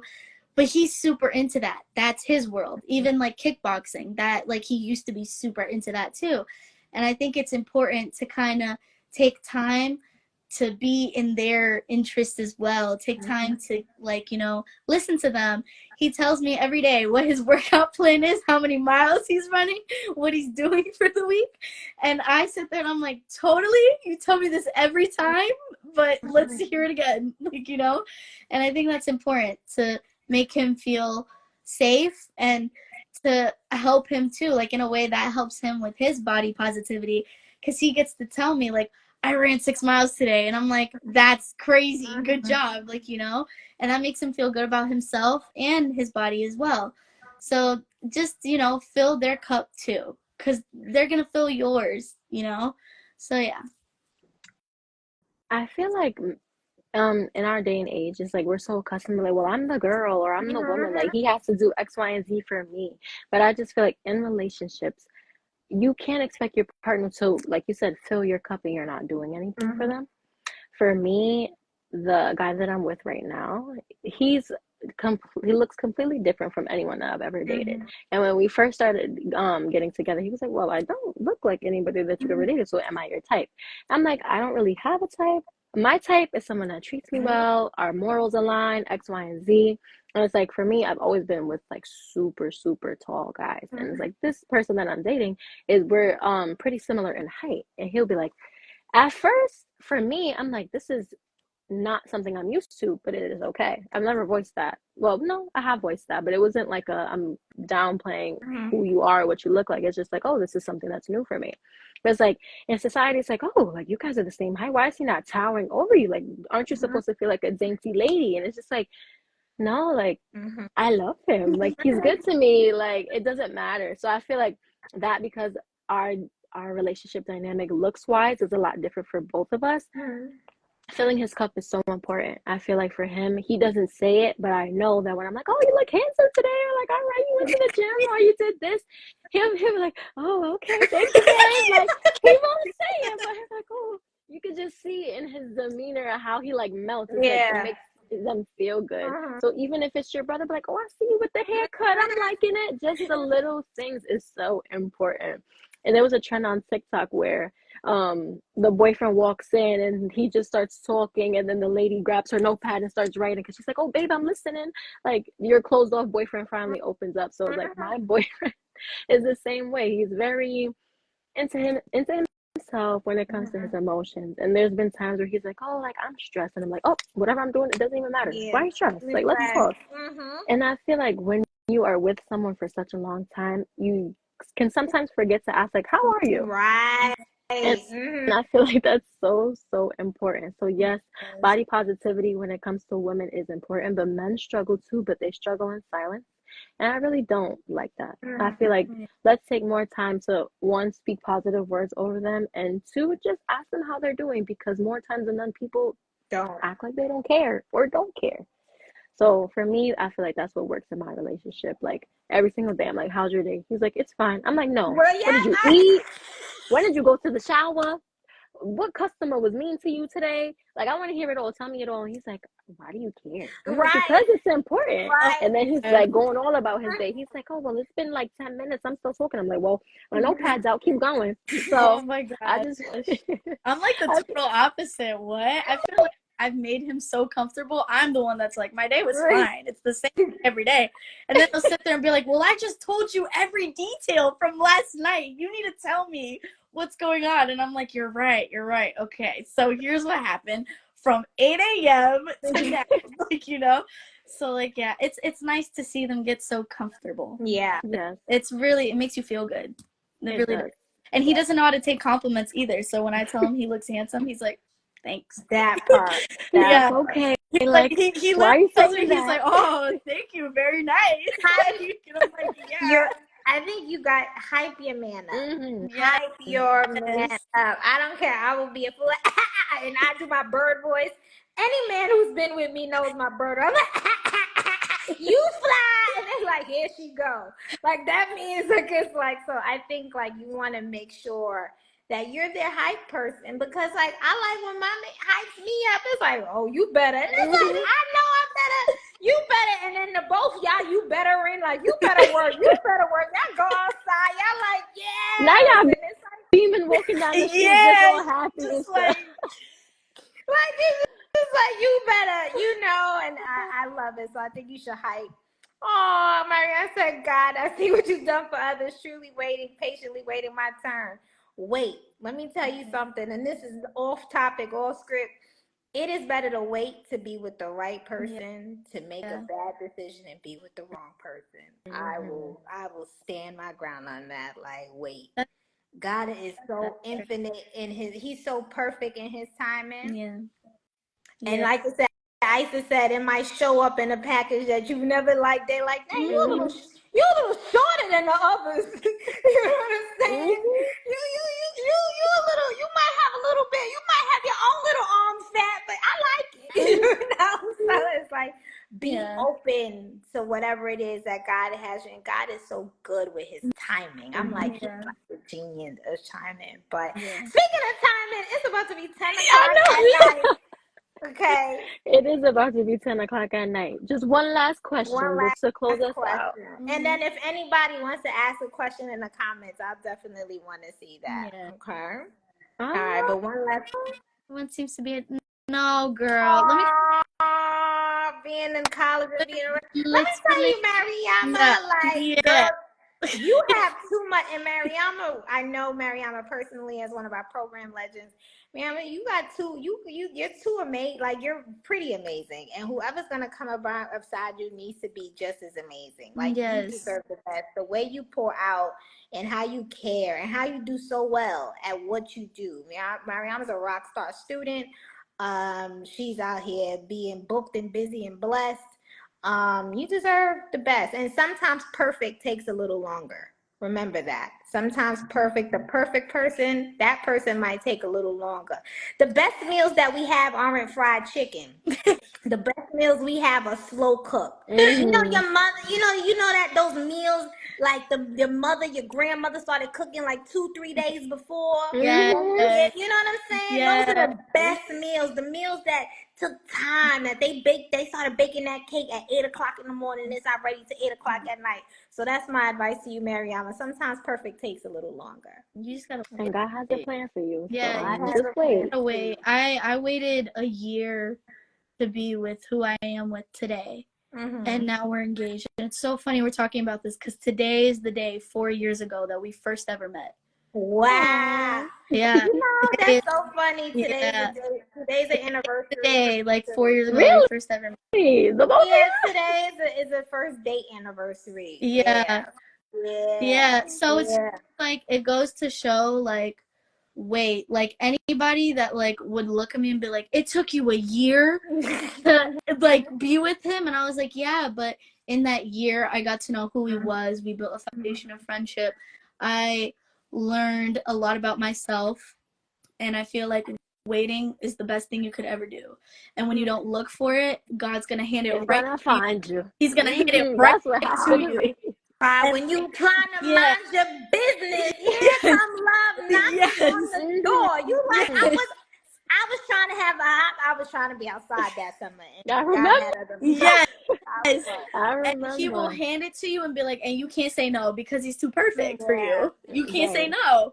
So really, like, when you're not looking, and also, like, when he does hand it to you, make sure the inner work is done, that you're ready to accept whoever that may be. Because like Isis said, she's with someone that maybe she didn't imagine being with, but me as well. I am with someone that I never imagined being with someone like him. I'd never dated someone like him that looked like him. And that was a first for me. And I got judgments, I got looks, I definitely got people saying, like, really? You're with someone? How does he look? He's a white man, and I never dated a white man before, ever. And people were just like, girl, you're with a white man? And I would look at them and be like, what? Like, I'm with a man, a great man at that treats me better than I've ever been treated. I'm engaged to him. So it's kind of just like, and then those same people will come back to you and be like, oh my God, your relationship's so great. Like, what'd you do? And I'm just like, well, first off. Yeah, I took him for who he was. Yeah, first off. Is your fiance on the live right now? I think he is. Is this him? Is this him? No. Well, No wonder. I said, wait, hold on. He's a white man. She's like this. He is. That's my fiance. Hello. Come on, being supportive on the live. Yes. He just reposted our, like, application the other day, and he was just like, oh my God. Fiance. Come through. Come through. Come through. We finna Oh my have God. a triple date. He's literally gonna call me after this and be like, babe, that was great. You did it great. That was awesome. But yes, Love it. he's a wonderful being. He's a wonderful man with an amazing heart. And I don't think I looked like what he thought he would end up with, someone he thought he would end up with, and me as well. But when we met each other, we were like head over heels for each other. Mhm. So be prepared for that. Be prepared for whatever God gives you, and trust that when God gives you that person, he did it for a reason, because they are giving you what you need. They have something that you need. And a person is an addition to your life. They shouldn't be a necessity, but they should always be an addition. However, I do also believe that a person can complete you. So be prepared for that. Be prepared for your completion and your addition, but don't look for it. Because if you look for it, girl, you're going to go the wrong way. You're going to go down the alleyway instead of on the sidewalk. And then when you end up in the alleyway, you're going to be like, oh, but that's not. That's not. So don't look for it. Just be patient. No, And hi, yes, honey. Welcome to the live. Hi, fiance. Yes, Mariama, you are so welcome. This was amazing. Isis, you have one more last question so we can yes, wrap up. because it's getting late. But I just wanted to know, what is like one piece of advice that you would give to your younger self, and of course our audience out there, about body positivity and self-image? I feel like I could go. Go ahead. I could go. I could Oh, start she us has off. them ready. She has them Go loaded. ahead. Go ahead. For me, one piece of advice I would give to my younger self is to focus on yourself. Like, there is going to be different types of people, different walks of life, because God blessed the earth in that way. And he blessed you with the body that you have, with the mind and soul that you have, and focus on that. I wish that I would have known that at a younger age, but you come to learn it. So that's one thing I would say. Just be who you are and understand that it's good just the way that it is. Figure out what works for you when it comes to makeup or outfits or anything like that. Find out what works for you, because the internet, we've been blessed with it. It could be your best friend. And Maria, you are the queen of this. If social media is too heavy, you can log out. That is one thing I will say, especially younger, when in middle school and things were getting popping like Facebook and all that. If it's too much and you feel like it's taking over, you can log out. That's what I would say. I love that. Yeah. I think to my younger self, mother's a little older. There was no social of the medias back then. I'm the Facebook generation, so I'm literally the generation that you needed a .edu college address. I remember it was my sophomore year at Hofstra University when Facebook hit the scene, right? So we didn't have social media, but I will tell my younger self about body image and body positivity. It's like, girl, you fly. Like, don't let them little boys and whatever them other people are telling you take away. Don't let that define who you are. Take that power back. And again, self-image. Look at yourself the way God sees you. God says you're beautifully and perfectly and wonderfully made. And focus on your swag. That is the most important thing. Like your inner confidence. Like focus on feeling good about yourself no matter what they say or don't say. And then you fly. Cause let me tell you, you've always been a fashionista, baby. I always know how to put an outfit together. So I tell myself, keep on keeping on with your fashion and showing up. But like I actually said, the clothes don't make you, you make the clothes. That's what I would tell myself. Like, Yeah. For me, I'm the little oddball out of you two. I've never been fashionista. I always said, girl. I'd be calling my best friend like, girl, I need you. Like, these are the options. This is all we have, so don't ask for anything else. So I always struggled with like clothes and stuff. So I think what I would tell my younger self is to just, girl, relax. Like, you are like, how old? 14, 13, 12? Why are you crying that you don't look like the girl that sits next to you in your math class? Like, why are you crying? Like, relax. And I think I would also tell my younger self that boy that you're changing yourself for he's so like, oh my God, like he lacks so many things that you have, like integrity, like compassion, like determination, like so many things. Stop dumbing yourself down for people that don't deserve your time, don't deserve your effort, and to kind of just embrace yourself and accept that you are the way that you are, and you are your own definition of perfect and beautiful. And when you grow up, that you're going to look back and be like, yeah, I did that. Yeah, I look like that. Be proud of yourself. I want to tell my younger self to just, oh my gosh, relax, girl. Like, you didn't even know what you were getting yourself into. You were like crying over such subliminal things that now when I look back, I'm like, why was I crying over that? That's so dumb. So just relax and be a little girl. Stop trying to grow up so fast. Stop trying to grow up so fast. Oh my God, be 12, act 12, dress 12, 12. be 12. Like, you know what I mean? Because you're gonna be 21. You're gonna get there. But enjoy this now. There's no need to grow up so fast. Yeah. You know? Beautiful. And yeah, that's what I would leave everyone with. I love this. This is so good. This is probably our longest live ever. Yeah. And shout out to the audience. Yeah. Because you really helped make Shout this out to the live. studio audience. Y'all and were a special so surprise great. guest from Beyonce. This was amazing. Like this was good. We had special guests in the audience. It was amazing. Oh my gosh, you should have never said that. He's gonna be like, I'm a special guest. You heard that? You heard that? He is a special guest. Beyonce is a special guest. Yes. Yeah. He gets to sit in the VIP section. Yeah, in the VIP section. You get to watch this one for now. For now. Well, yeah, that was my last question. All right. Thank you for the conversation, everybody. Thank you, ladies. Yeah, and we have our next live is next Wednesday. We're actually going to be going live every week in the month of May. Next week, our topic is first class and glamorous, how to travel like a legendary woman. I know we are about to be booked and outside and taking flights, but we're going to talk about traveling tips and, you know, how to be all cute and fabulous in the summer or whatever as you travel.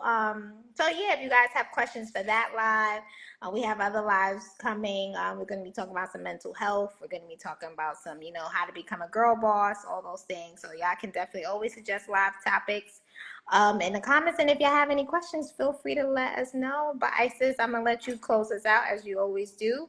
Yeah. Well, like I said, thank you, ladies, for joining me tonight as per usual. Thank the audience for being so interactive because we really enjoyed it. If you know anybody age 14 to 19, make sure that you pass off our application to them. If you want more exclusive content, our Patreon is open and available. You can always click the link in our Instagram bio. And if you found this live from a friend or from one of us, make sure you hit that follow button because we're great. And you should keep up with us. And that's basically it. If you're watching on YouTube, the replay, make sure to subscribe, and you can always visit our Patreon page to find out more resources, watch our master classes, download some of our workshops, our ebooks, all those things to really help you with your personal development, especially the area about confidence building. I think Break Up with Your Inner Saboteur, the ebook, would be really good for that one. Yeah, we have a lot of exciting things coming. Yeah, so we do. So you're gonna want to stick around. You're gonna want to follow. You're gonna want to follow. We just getting started. Really? Right. Really, this wasn't even an appetizer. This wasn't even. This was an hors d'oeuvre. It was. Order. Oh my God. Hors d'oeuvre, and it's like a 16-course meal. Okay. Well, thank you, everybody. I hope you enjoy your night. Happy the first day of May. And that's it. We'll see you next week. Bye, guys. Bye.